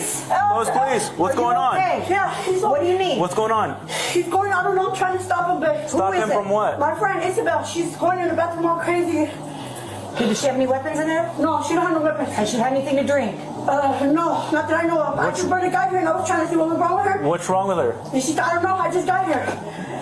Who's going with us? Was that? 3 pulse 51 oblique. What, is she in distress? Is she bleeding? You gotta give us more details. No, she's not bleeding. I was just, she let me come in, and then she started going into, I don't know, like going like this. Okay, so she's seizing up? Yeah. Okay. Yeah, she looks like she's going into like a seizure or something. Was she trying to hurt anybody or anything? She was trying to hurt me not to let me get out. The friend informs the officers that Isabel seems to be having some sort of seizure and has locked herself in the bathroom. Meanwhile, backup arrives, including a canine unit. As officers brief the new arrivals on the situation, they theorize as to whether drugs might be involved. It looks like probably ingested something and on a bad trip. Okay. She called her friend and said, something's inside of me, I don't feel good, get over here. So her friend comes over, she brings her in, and she says, it's in me, it's in me. She started going nuts, crazy, hitting things, beating things. She's on the floor in a tiny little bathroom. The water's running in the shower, there's blood on the ground, she's half dressed, she looks like a male, and she is kicking, screaming. We tried to come in and talk to her, and she started kicking the door and everything, so we have to get her out of there. We can't leave her. She's definitely going to need medical treatment of some sort. I don't, maybe not. Okay. She's going to fight us. That's fine, we'll stand by. I just don't know how you feel about it. It's a really tight quarter in there. It's like a one-bedroom apartment. While the officers are attempting to enter the bathroom, Isabel suddenly opens the door and walks out. This surprises the officers and triggers the canine unit, which perceives her appearance as a threat. The dog quickly leaps on Isabel, knocking her to the floor. You need to hold the door open like that. She slams it back door. She opens it. It's so back and forth. So it's probably shut. Yeah. So I need to slam up against that wall because I'm going to feed him in that way.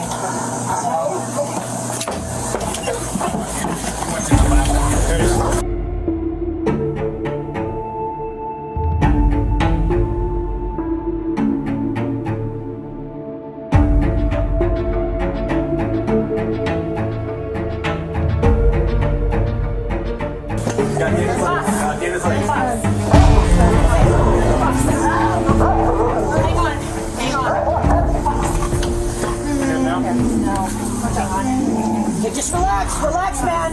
Just relax. Let go of my leg. Let go. Let go. Let go of her leg. Let go of my leg.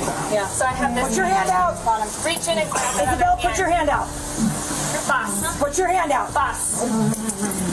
This one over. Got one? Okay, hang on. I got it. Now suffering from a dog bite to the upper body, Isabel is quickly handcuffed in an attempt to keep her from fighting or struggling further. With EMS still not in the apartment, the officers attempt to calm her down. Okay, we have legs. Back out. Hang on. I don't want this close when I pull him off. You guys need to give her room to back out. Let's relax. We're here to help you. For several minutes, Isabel continues to express distress, though aside from the bite wound, the officers are still unaware of what is afflicting the woman. As several responders continue to hold her down, others attempt to apply aid to her wound. It's at this point that she starts to become unresponsive. There we go. Okay. Good, nice deep breath, okay? Are you with us?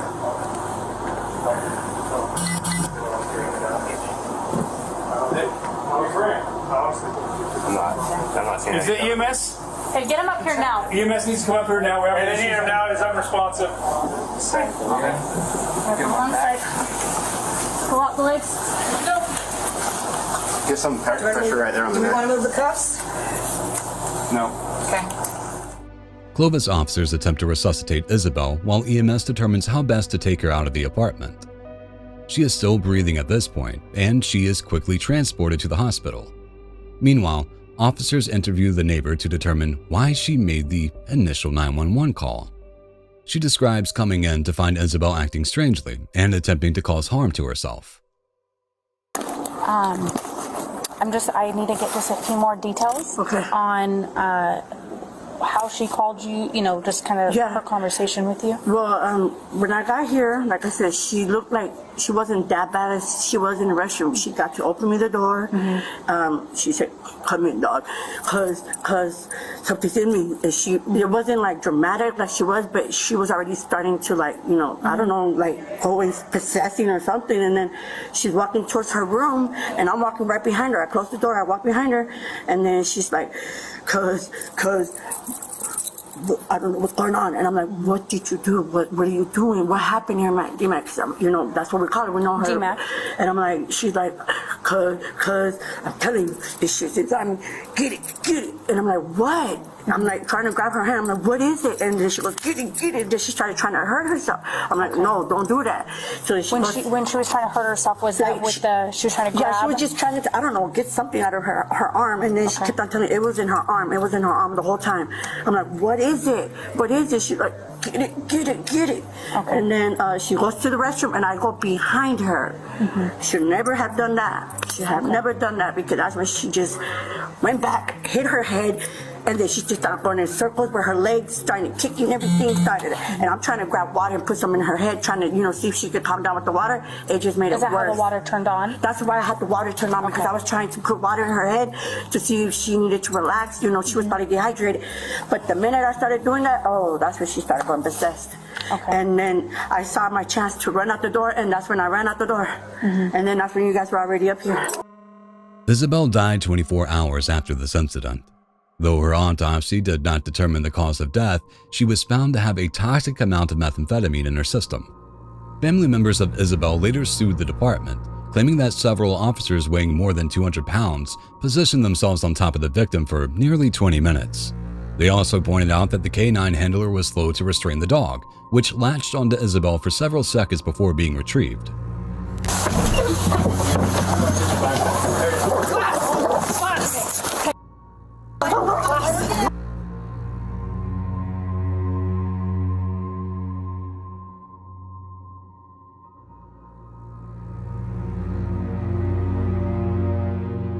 That's right. Hang on. No, hang on. Just relax, man. Just relax. Let go of my leg. Let go of her leg. Let go of my leg. So I have this hand. Reach in and grab that other hand. Put your hand out. The city of Clovis eventually agreed to pay $1.9 million to Miss De La Torres' family. And the city of Clovis agrees to pay nearly $2 million to settle the wrongful death case involving Isabel de la Torre. Fox 26 reporter Rich Rodriguez explains Clovis police were on trial for the way officers handled her medical emergency. Here's the situation. A pregnant wife is unable to get a hold of her husband on the phone, but finds his car at an unknown house. She approaches the house, knocks on the door, and, well, see for yourself. I won't answer his phone. He's at someone's phone.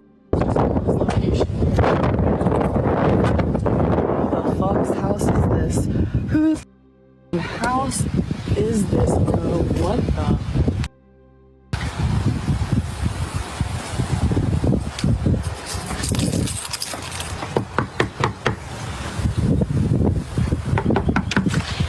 Hi, is Brian here? That's his card. I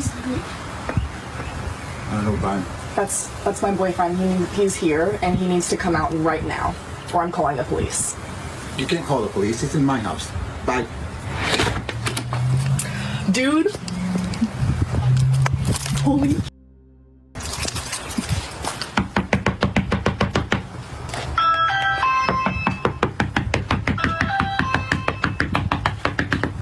Brian, you're a gay man. The man answers the door wearing nothing but a t-shirt. The wife immediately assumes her husband, Brian, is having an affair. But what's his side of the story? Cheating on me with a f***ing man, Brian? Are you kidding me? I'm not, bro. Who is that? Who is that? It's my friend from gaming, bro. You just that guy? No, it's my friend from gaming. That guy? No, that's my friend from Xbox. Oh my God, Brian, you just... That's my friend from Xbox. Why weren't you answering me? Because I didn't have my phone on me. We were playing Xbox, bro. That's my friend from Xbox. Can you please just leave me alone? Why does he have no pants on? You were just him. No, I wasn't. You That were was my just from him. Xbox. You were just him. No. You're cheating on me while I'm pregnant. Oh, just go. I'm calling the police. You're gone. You're getting Can we evicted. go? You were just cheating on me with a man. No, I wasn't. You were just. Man. This is going on Facebook. That man had no pants on. That's all on video. No. Oh yes, it is. You're cheating on me with a man. Fine, whatever, man. Can we go? You are done. You're never seeing your kids again. Whatever, bro. Brian claims he was visiting his friend, and they just played Xbox together. Now let's see what the friend has to say. I'm wearing underwear. You just my boyfriend? No, I did not, okay? He you? What happened? Tell me what happened. I'm pregnant. We have 3 kids. Not a thing happened here, okay? He's a friend. Screw. Who are you? I'm gonna call the police. Call the police. Call the police.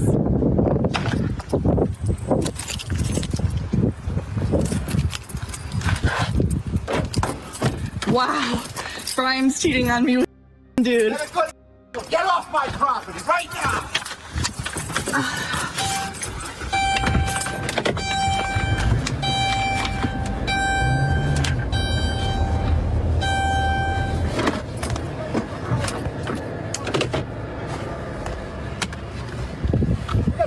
Nerve coming to somebody else's house, you out of here! You enjoy his soul? There's all the evidence. So, what do you think? Was Brian simply playing Xbox, or had he been a very naughty boy?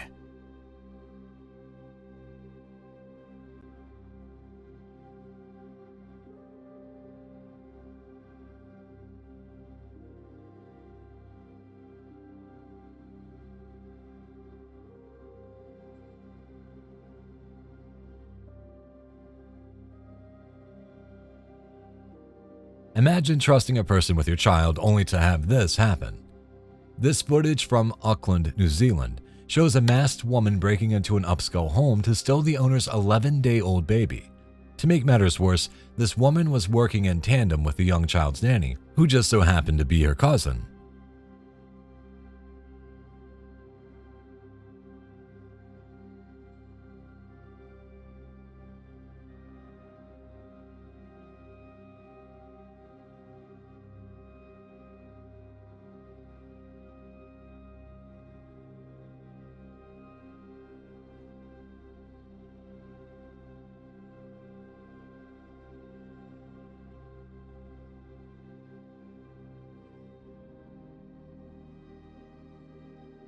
Apparently, the kidnapper had been pretending to be pregnant for months, and even threw herself a fake baby shower, all for attention.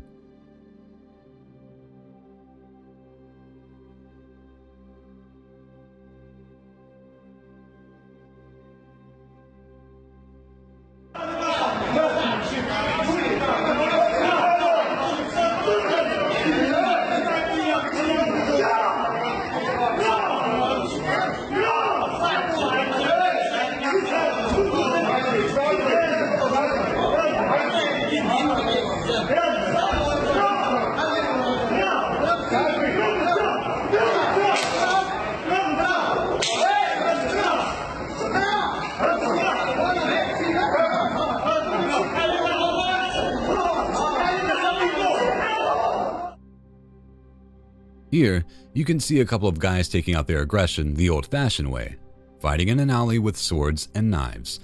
This happened in Barcelona, Spain, which is a famous tourist spot. But it's unlikely the tourists came to see two random guys squaring off like it's a scene from West Side Story. The tension really builds up as the two men repeatedly threaten one another. Also, when's the last time you saw nunchucks used in a street fight?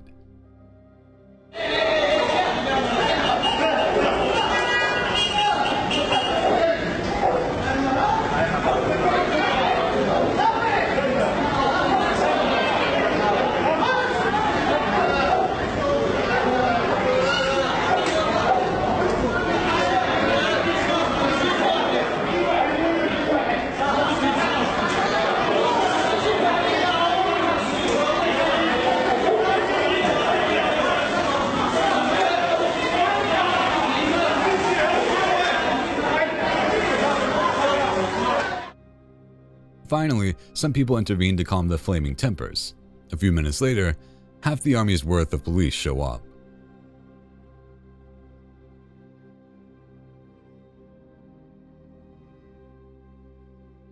Why is it always the car that takes the brunt of a failed relationship?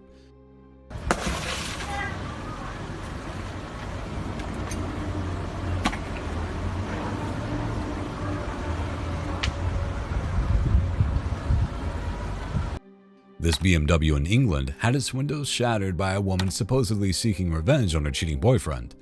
According to reports, she also ripped off the car's number plates during a 10-minute rampage before calmly jogging away. What the hell? What the hell just going on? She like wrecked his car.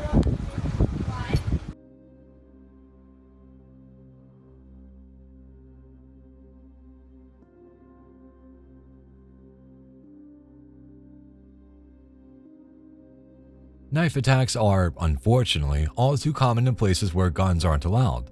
This particular footage comes from Ganzhou province in China. This was apparently a robbery attempt, as the location seen in the video is actually a bank.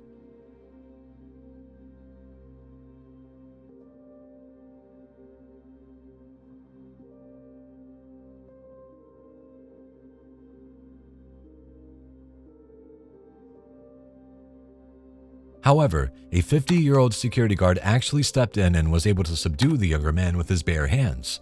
Well done.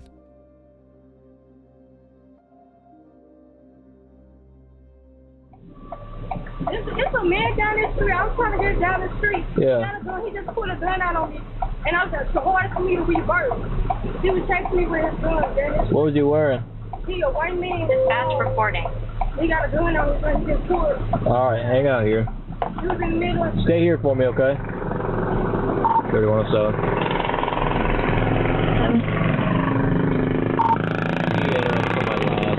Show me out at Green Valley and Chambers, started me another car, reported just flagged me down, speakers of male, flourishing a firearm, bald male with a handgun.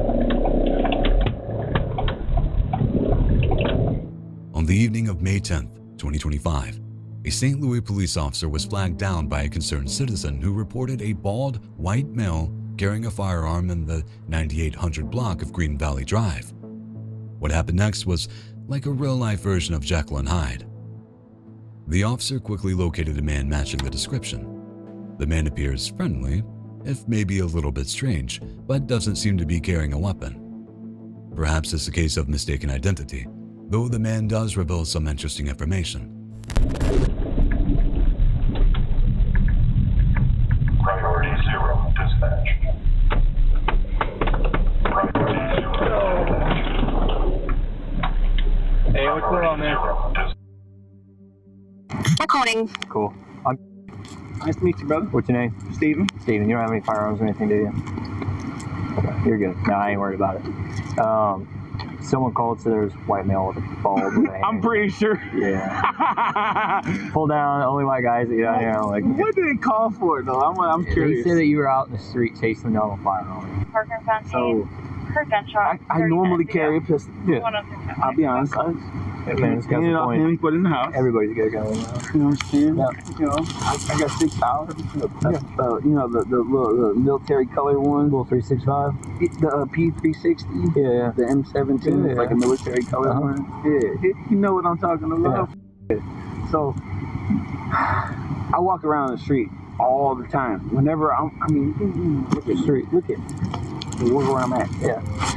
It's my family, right? Yeah. Most people outside of the people that know me, white supremacists. Oh, I'm bald and with the beard and whatever. But long story short, this is my house. Did the firearm ever come out? Oh, Okay, man. so it was in your pocket. She saw it. Okay. I don't even know who called the goddamn cops at this point. I'm assuming it's somebody in my neighborhood, you know, at this point. But, like, this is my house. All right, man. Y'all, as long as y'all good, I'm good. Appreciate you, brother. You have a good night, man. Thank you. All right. I'm gonna try. However, less than 20 minutes after being stopped by the officer, the same man entered a nearby business and was caught on camera with what looks like a tanned, semi-automatic handgun poking out of the right pocket of his shorts. After exiting the store and walking across the parking lot, officers were then alerted to the sounds of gunshots via shot spotter activation. The same officer as before was dispatched to the scene and found the same bald white man standing in the road. This time, though, the interaction was not so friendly. Take your hand out of your pocket. Take your hand out of your pocket. Take your hand out of your pocket. Take your hand out of your pocket. Take your hand out of your pocket. Take your hand out of your pocket. Don't stop. Just stop. Just stop. Just stop. You're gonna get tased. Stop. You're gonna get tased. Put your hand out of your pocket. Take your hand out of your pocket. Drop it.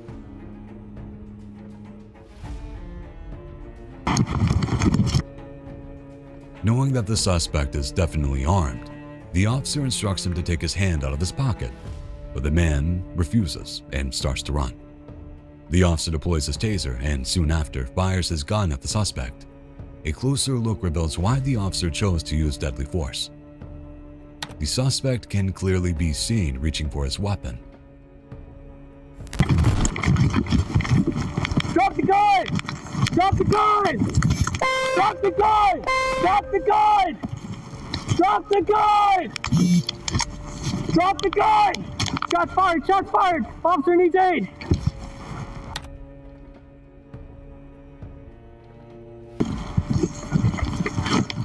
White male, bald, white shirt, handgun, shots fired. Drop! Do not let him in! Despite multiple shots being fired, the suspect is not down. He runs to a nearby house for shelter as the officer screams to the homeowner not to let them in.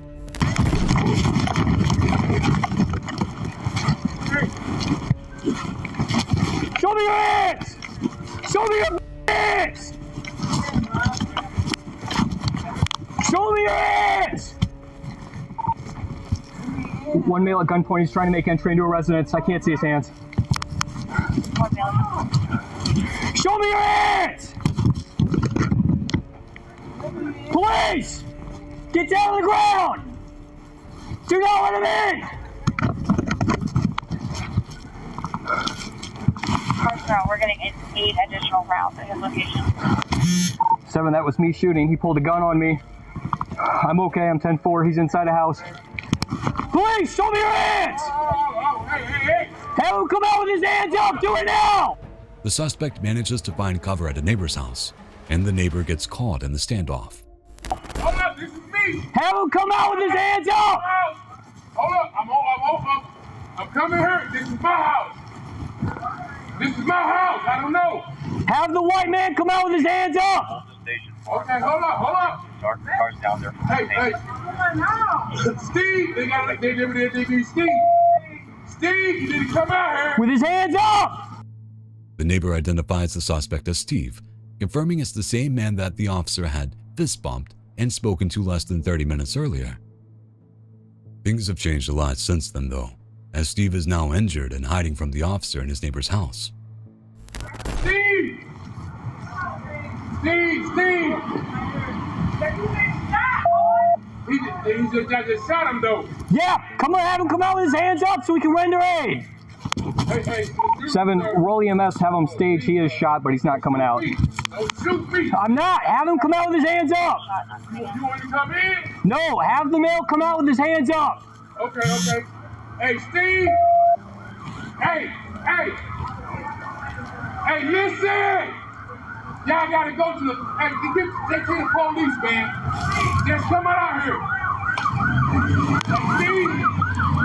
Hey, Steve, come up. 7, let him know I'm going to be 3 houses south of where my car is parked with the red and blues on.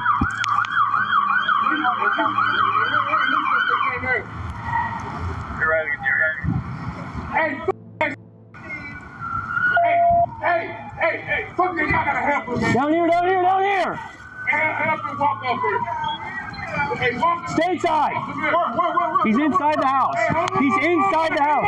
The white male. Hold up. Get on the ground. Put your hands up. Put your hands up. Put your hands on your back.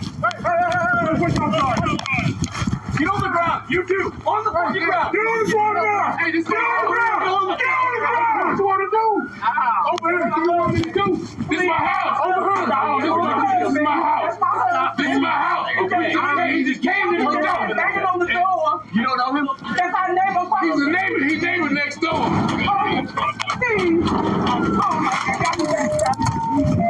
I got him. Just stand back. You just stand back. 37-year-old Stephen Snock survived his injuries and was taken into custody, where he was subsequently charged with assault in the first degree, armed criminal action, and resisting arrest. Snock's tanned 9mm 6R was later recovered, along with 7 shell casings that matched the weapon. Then, in addition to the 6 shots he fired after visiting the gas station, he had allegedly fired 1 shot during the shootout with the officer, who fired a total of 16 shots. Not being able to get a discount you think you deserve can be annoying, but this Domino's customer definitely took things too far. The older man on the right has asked the manager of this franchise location for a discount, but he doesn't have a coupon. Angered by the manager's response, he pulls out a gun and points it straight at the younger man's head.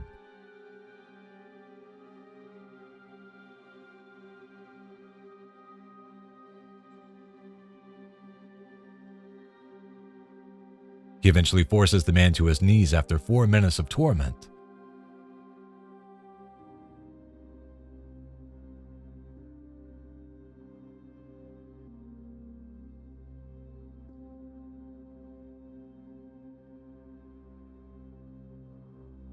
Then he simply gives up and walks away. As it turns out, the gun wasn't loaded, but the poor manager had no way of knowing that. The fact that this occurred in Australia, where guns are hard to come by, makes it that much more perplexing.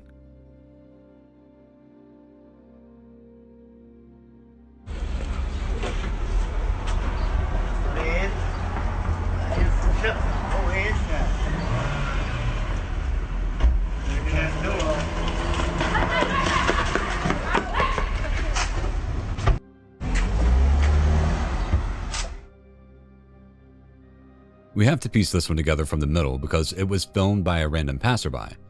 It seems like these 2 people were arguing when things started to escalate very, very quickly. The driver begins backing up with the door open, forcing the attacker to run to avoid being knocked over.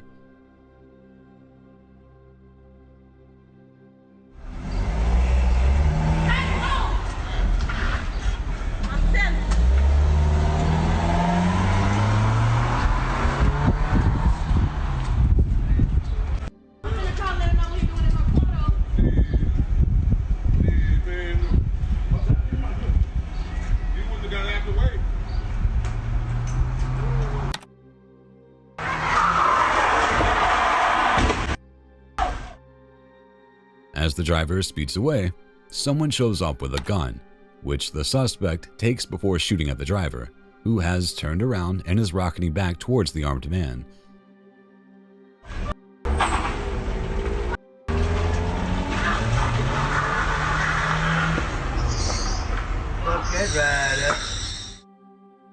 As crazy as it gets, the two people involved go their separate ways when it's done. Wild.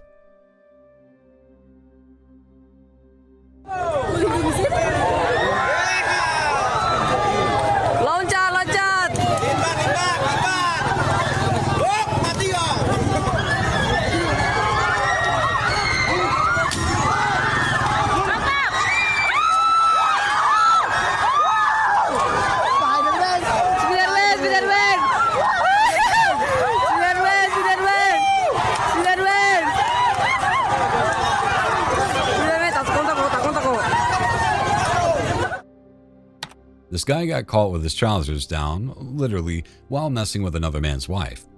The husband chases the man across a hotel balcony, but little does he know that this cheater has some serious parkour skills.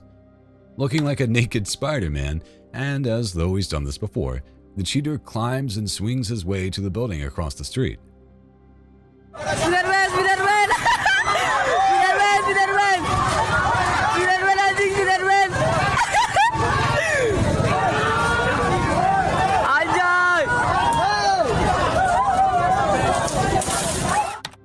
But then, the cheater's skills fail him and he falls to the ground, where he's mobbed by the crowd and delivered some good old-fashioned street justice.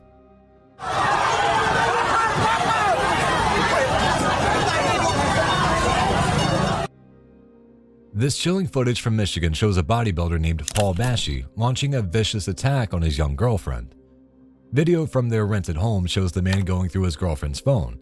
Several minutes later, the woman comes in and he immediately starts attacking her.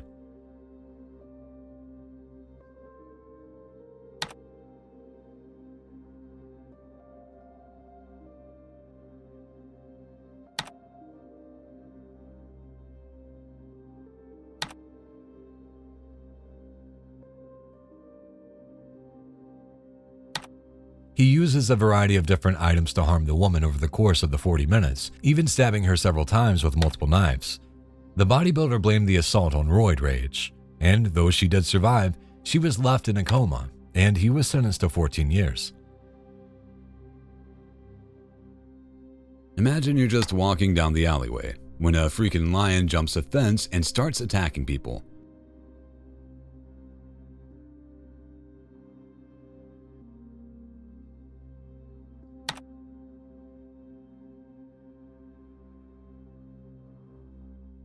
That's what happened in Pakistan when someone's pet lion managed to escape and go on a rampage. You can see the owner chasing after it, trying to calm it down, but that doesn't stop it from mauling a woman and several children. Nobody was killed, and the lion was taken to a wildlife refuge, but it's not hard to imagine how bad this could have gotten.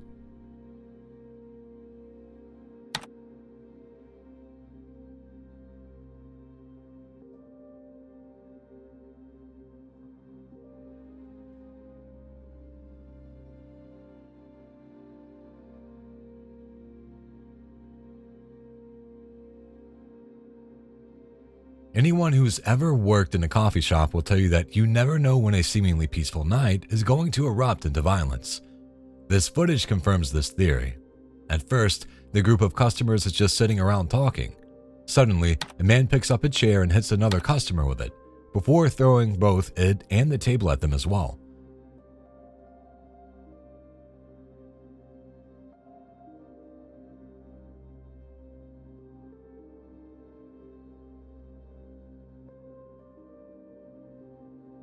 Despite the chaos going on, an elderly person in the middle does an incredible job of protecting his coffee.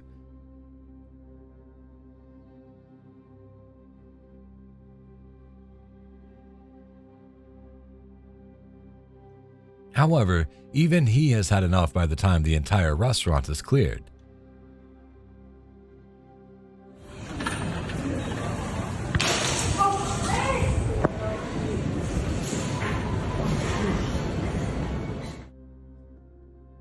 So, we're not entirely sure what started this one. It comes to us from Germany, where a man can be seen exiting a store and dropping a giant glass bottle of liquid on the floor.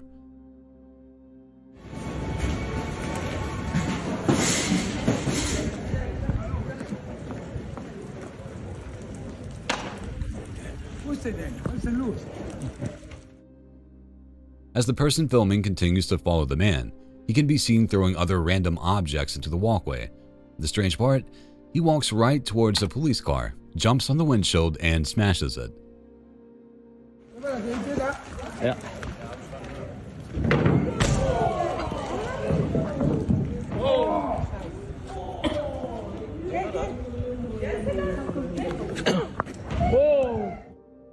Then he walks to the neighboring van and does the same thing. Ey, ich schon informiert.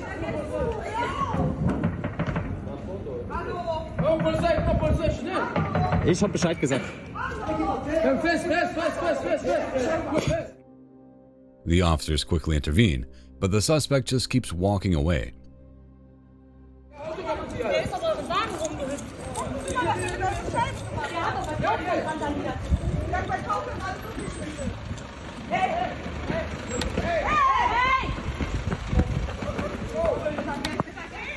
Hey, lass mich mal in Ruhe! Die ist von der NVR abgehauen, glaube ich. Der ist von der NVR abgehauen. Finally, the person starts attacking a random pedestrian, and the police finally bring him down. Quite the rampage for a Sunday afternoon.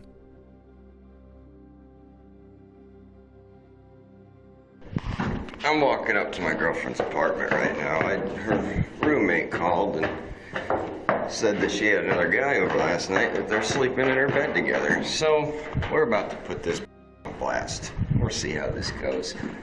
I'm gonna ruin her life. I'm videotaping it. Oh yeah. Hey, what's up? Oh look, another guy sleeping in my girlfriend's bed. You're a You are and I have it on video, and I'm gonna ruin your life. This man's girlfriend was in for a rude awakening when he caught her sleeping with another man. Was she ashamed and embarrassed? Did she jump out of bed and start begging for forgiveness, saying it was just a mistake? Well, keep watching. So how do you feel about that? Yeah, how does it feel? I work my ass off day in and day out. 100+ hours a week. And I do nothing but be faithful to you. There's plenty of opportunities I could have had, but I said no, and I didn't do it. You're a piece of shit. I hope you know that. I loved you, Lydia. I did. And go to hell.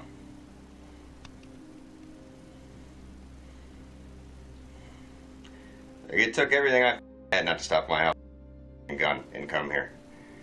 You don't understand. I'm gonna somebody. Did you know she had a boyfriend? Not until now. Well, she's got a boyfriend. You know, college, I guess, huh? She doesn't seem fazed at all and appears mildly annoyed at the fact she's just been woken up. Yeah, this relationship was over a while ago. Time to move on. The man seen here is Peter Villalobos, and not long after this footage was taken, he would be dead. It all started when Riverside, California police received a call from a local McDonald's regarding a man who had locked himself in the restroom for roughly an hour. Unsure of how to approach the situation, the restaurant manager placed the following call to the authorities.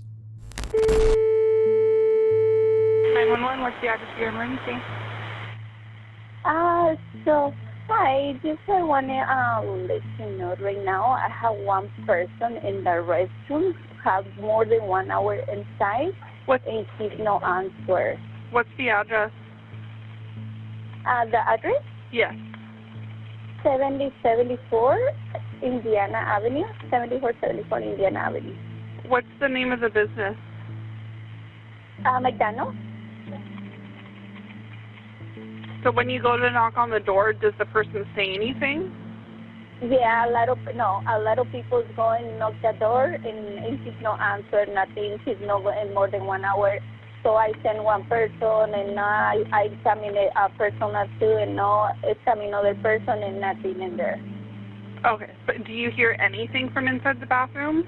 Like water running? Does it sound like they're making noises? Anything like that? No. Oh. Was it a male or a female?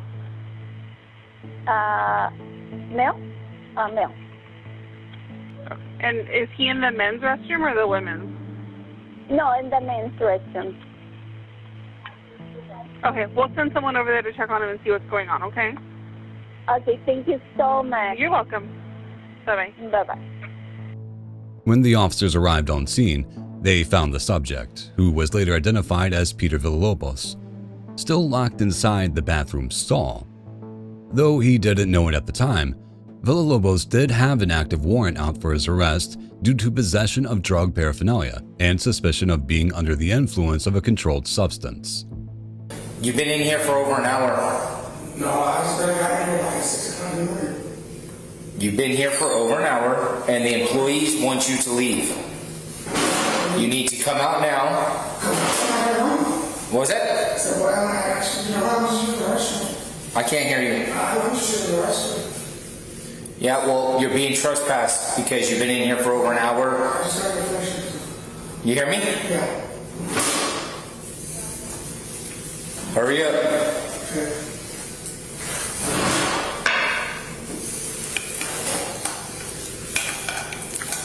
You need any medical attention? As the officer speaks to him through the door, Villalobos alternates between defensive and cooperative, repeatedly claiming that he is just using the restroom.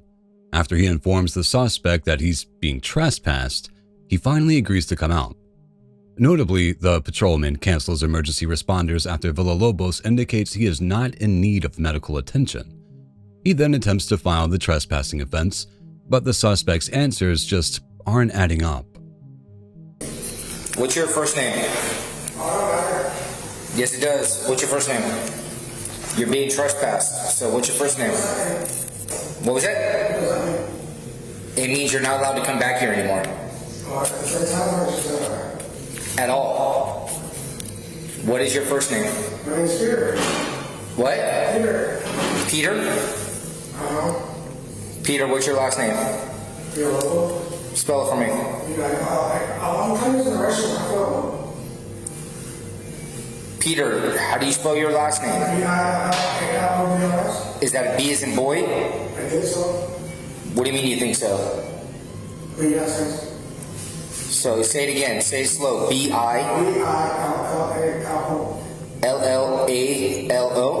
Yeah, B-I-L-L. So B-I-L-L-A-L-O. Okay, and then what is your date of birth? May 9th. What? May 9th. Of what year? May. What? May. May 9th of what year? 98. 98? How old are you? 27. You know, if you're lying to me about your date of birth, that's going to be worse, right? It doesn't matter. How do you not know your date of birth? Mr. Villalobos is unable to provide even the most basic answers. He is not only slow to respond, but his responses also seem strange and distant.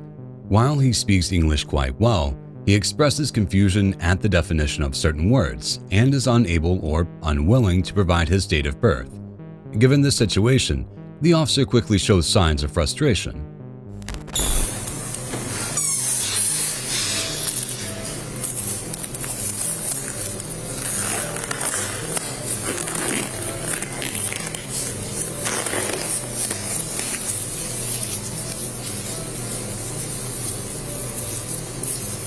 Let's go. Yes, I'm still here. I'm here until you get out. Let's go.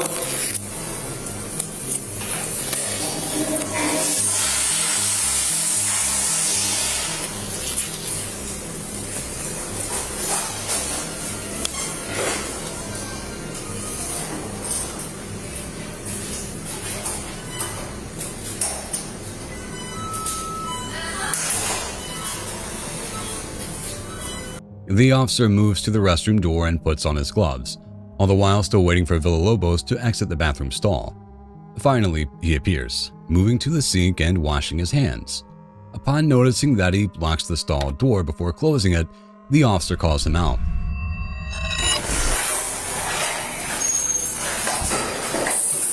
Why did you just lock that door? Oh, I just closed it. You locked it. I saw you. Wash your hands.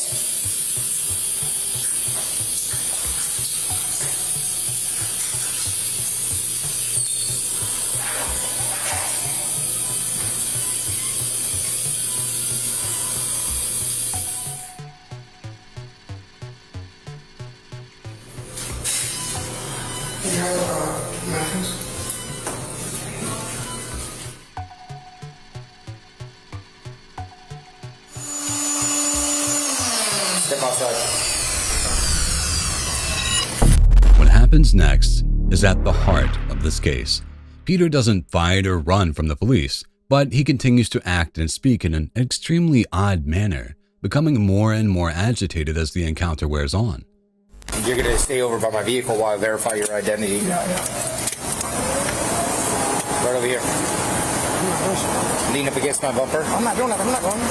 I said lean up against my bumper. I'm too young. What? I'm too young. I'm not going with you, dude. What do you mean you're not going with me? No, I'm just a kid. I can't. I told you that you're going to lean up here while I verify your ID. I'm not going to jail. Did you hear what I said? Yeah, I heard you. I'm not doing that. I don't have to do that. Lean up against the... I don't have to. I'm not a kid. I'm not doing nothing wrong. I'm just not a kid. Around. I'm not going to help you with that. Turn around. No, you can't hurt me. I just came out the room. Turn around. You can't hurt me, dog.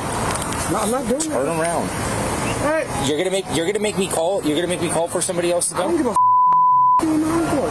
Hey. I'm not. Then just listen to what I'm saying. I'm not saying put your hands on the hood. I'm telling you to lean up against my vehicle. Oh, okay. So turn around. I don't have to do that. Turn around. I'm verifying your ID because you're being trespassed. Everybody else is trespassing. The officer is unable to communicate with Villalobos effectively. He appears scared and nervous, but he also becomes increasingly combative as the encounter progresses. He repeatedly states that he will not go to jail or provide his ID, and that he should be let go. Did you give me your real identity, or did you give me a fake identity? My real identity. My name's Peter. What? My name's Peter. Peter, and spell your last name for me one more time. Villalobos. V-I-L-L. So V as in Victor, not B as in boy. No, V as in victory. I as in... Why are you shaking? I don't know. That's good. Spell your last name one more time. V-I-L-L. A-L. O what? B? O-S. So you lied to me about your last name. No, I'm not lying. Stop looking around. What is your date of birth? How do you not know your date of birth? If you don't tell me your date of birth, I'm going to put you in handcuffs. 1998. I don't have anything. How does someone not remember their birthday?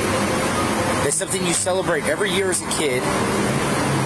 That's something that you have to write down on a lot of paperwork as an adult. The officer is getting increasingly frustrated, and Villalobos isn't doing anything to calm the situation. His inability to remember his birth date and miscommunications about how to spell his last name are forcing the encounter to spiral into something dangerous. What is your date of birth? Why are you lying? What is your date of birth? I can't say that. I don't remember. What is your date of birth? I don't have one. Okay, so what I want you to do is you're going to turn around and put your hands behind your back. I'm not going with you. I'm going to handcuff you until I verify your identity. Okay, I'll try to say, can I write it on paper? Can I get a write on paper? Turn around. I'm not going with you, bro. You're not going anywhere. So right now, I'm telling you to turn around. I'm not a kid. I'm not going to listen to that. Okay, that's fine. Then you're going to get charged with the 148. I'm not doing nothing. Yes. No. I'm not going to fuck with it. I'm not doing this. Turn around. I'm not doing this. Turn around. Turn around. I'm not going with you. Turn around. You hear me? I'm not going to I'm not going with you. I'm not going with you. Turn the around. I'm not going with you, dude. Turn around. Put your hands behind your back. I'm not doing anything wrong, homie. What did I just tell you? I'm not doing anything wrong. I'm not a kid, homie. What the Stop acting like one. You hear me? You hear me? Yes, I hear The you. next thing I'm going to do is I'm going to ask for a partner to come over here, and we're going to put you in handcuffs, and we're going to put you in the backseat of my car. I'm going to take you to jail if you do not comply. Okay, I'm going to comply with you. Then put your hands behind your back right I'm not gonna do now that. until I verify your identity. Once I verify your identity, I will let you go. What do you mean my identity? What are you talking about? Who you are. At this point, the officer calls for backup. As he waits, he continues to try to handcuff the agitated man, who continues to resist. He continues to provide his name and repeatedly claims he has done nothing wrong and that he wants to go home. After several minutes of this, a second officer arrives, and they again try to cuff Villalobos. What are you talking about? I've already told you multiple times. Is there anything I can say to you to get you comply right now? So what do you mean comply? See how you're resisting me? I haven't patted you down for weapons. I don't know what you have. I have nothing here to try to take in my pocket and see what the fuck. Then put your hand on your back so I can do that. This is how we do things. No, I'm good. Are you going to comply or are you not going to comply? Okay, wait, I'm sorry. Don't fuck my arm, bro. Well, are you going to comply or not? What do you mean comply? What does that even mean? I'm about to throw you on the ground. Okay, what am I doing wrong? Put your hand behind your back. You gotta let go of my arm. Put your hand behind your back. Okay, wait, ow! Okay, I'll get with your fucking hand behind your back. All right, bro. Okay, bro. I'm not doing nothing to you, bro. What's he reaching for? Oh, you mean? Oh! Ow, get it! Going on?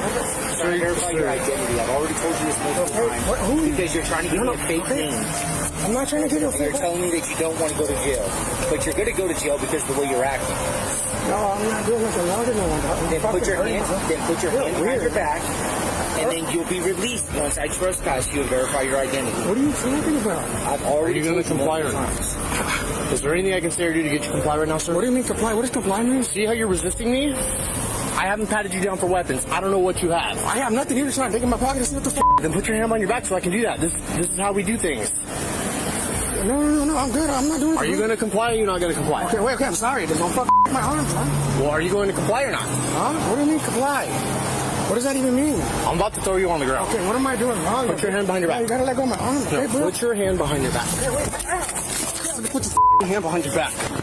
All right, bro. Okay, bro. I'm not doing nothing to you, fool. During the scuffle, one of the officer's body cams is knocked off. However, video from the dash cam of his patrol car provides a view of what happened. As police attempted to secure Villalobos' hands behind his back, he continues resisting. During the struggle, both officers begin punching the man, at which point he runs and falls to the ground. Are you hurt or anything, sir? You hurt? Yeah, what hurts? What? You hurt. What hurts? My arms. Okay, what else? I need some water. Get that from here. I need you to sit up right now. We got paramedics come check on you. After several minutes of restraint, Peter is finally subdued. Paramedics are called, and they quickly determine that the man's heart rate is elevated and that his blood sugar has spiked. The officers leave the suspect in the care of the EMTs, who drive him to the hospital. During the ride, they continue to ask questions about his health and potential drug use, but much like the police, they get no concrete answers. I'm gonna start my IV. I'm switch my spots real quick.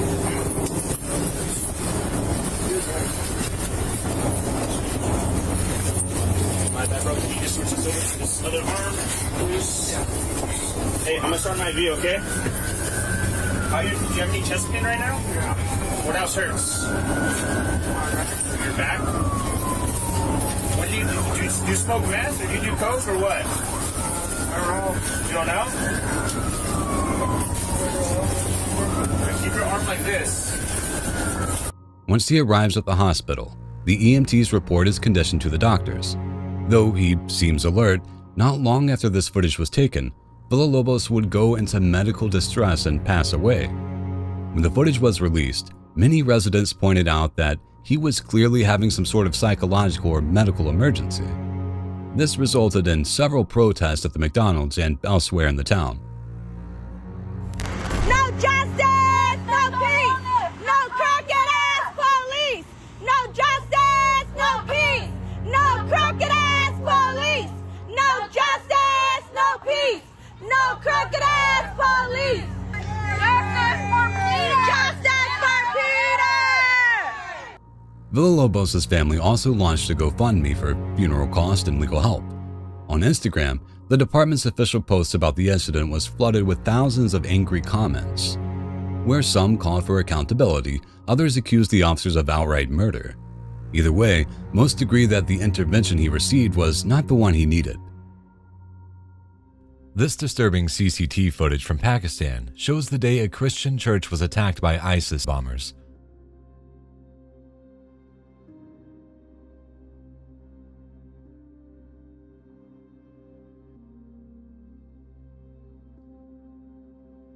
Video from the streets of Quetta shows a seemingly normal scene at first, but after a few seconds, one of the people walking by pulls out a machine gun from under their clothes and goes running towards a nearby gate. Another person reveals that they are wearing a vest, and they take up a position inside while the other assailant climbs the fence to let them in.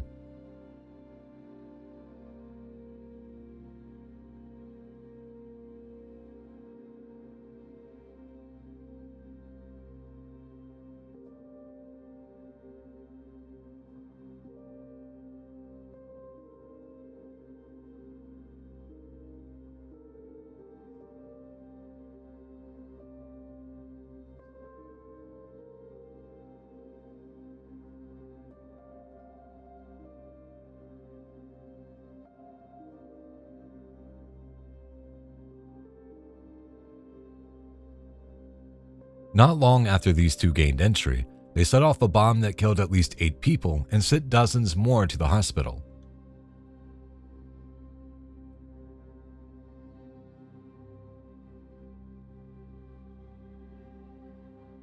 It's not every day that a sword fight breaks out in a restaurant, but that's just what happened in this UK burger shop. A few men enter, seemingly with the intent to injure the man in black.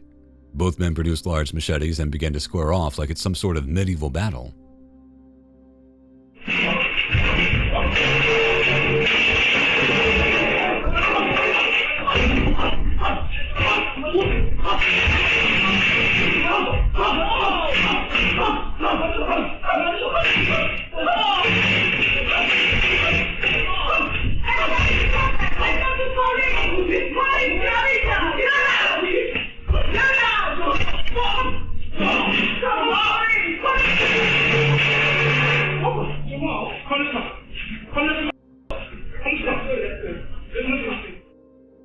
I feel bad for the shop owner, and I can't help but wonder if the guy was able to finish his burger.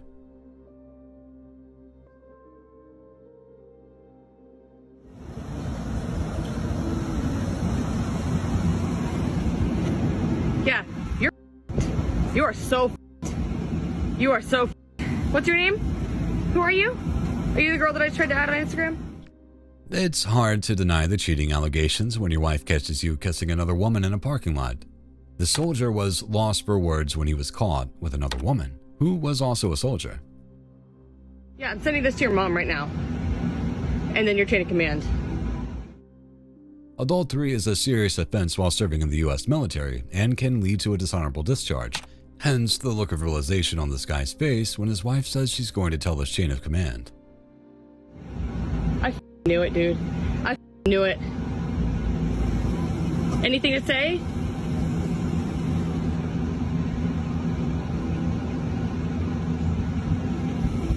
Are you smiling? Are you okay doing this, knowing that this is a married man? And you have a boyfriend?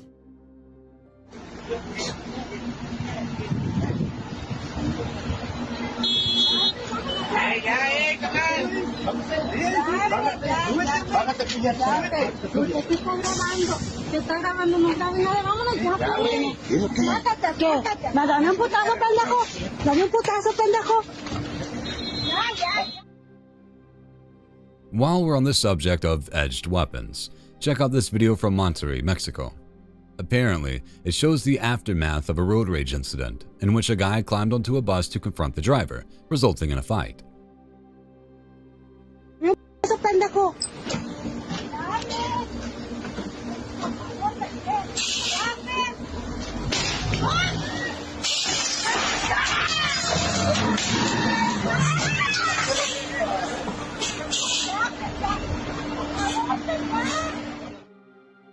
A few moments later, the man goes to his trunk to retrieve a giant machete, which he uses to break the bus's window in an attempt to reach the frightened driver. Luckily, the man was able to pull away before anyone was hurt.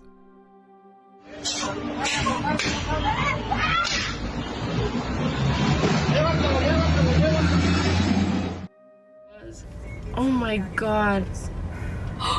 Oh my god. She's still on the Oh my whip. god, she's on the car. Papa, yes. Oh, careful. Oh my god. Michelle. Yo, what the hell? Yo. Oh my Bro, god. holy shit, she's cheesed. Here is an important lesson for angry partners who plan on attacking their ex's car. Don't do it while they're in the car. This woman found it out the hard way when she was taken for a ride, in more ways than one. Oh. 6 plus. That looks like peaches. What did she say?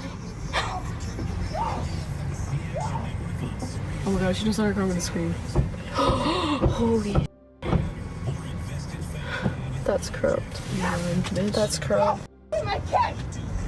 Okay. Thankfully, the driver didn't get far and had to stop at a red light, giving the ex-girlfriend a chance to stop her anger out and walk away without injury. This footage from Chicago shows a homicide that occurred on Wabash Avenue back in 2020. The CCTV camera first picks up several groups of people walking across a boardwalk. It zooms in on 4 individuals who seem to stop when they reach the midpoint of the pedestrian bridge. The lights in the background indicate that the police are already in the area for some reason.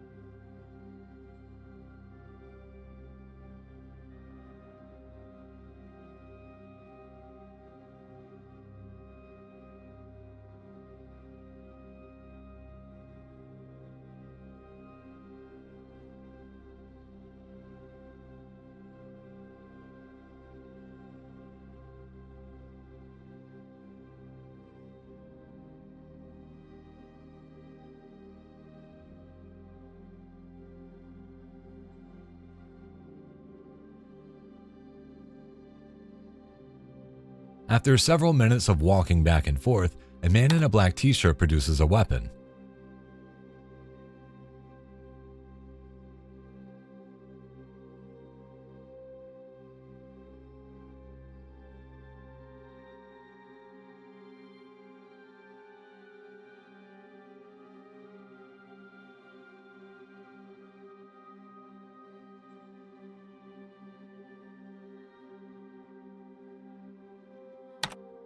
Moments later, a second suspect produces a weapon as well.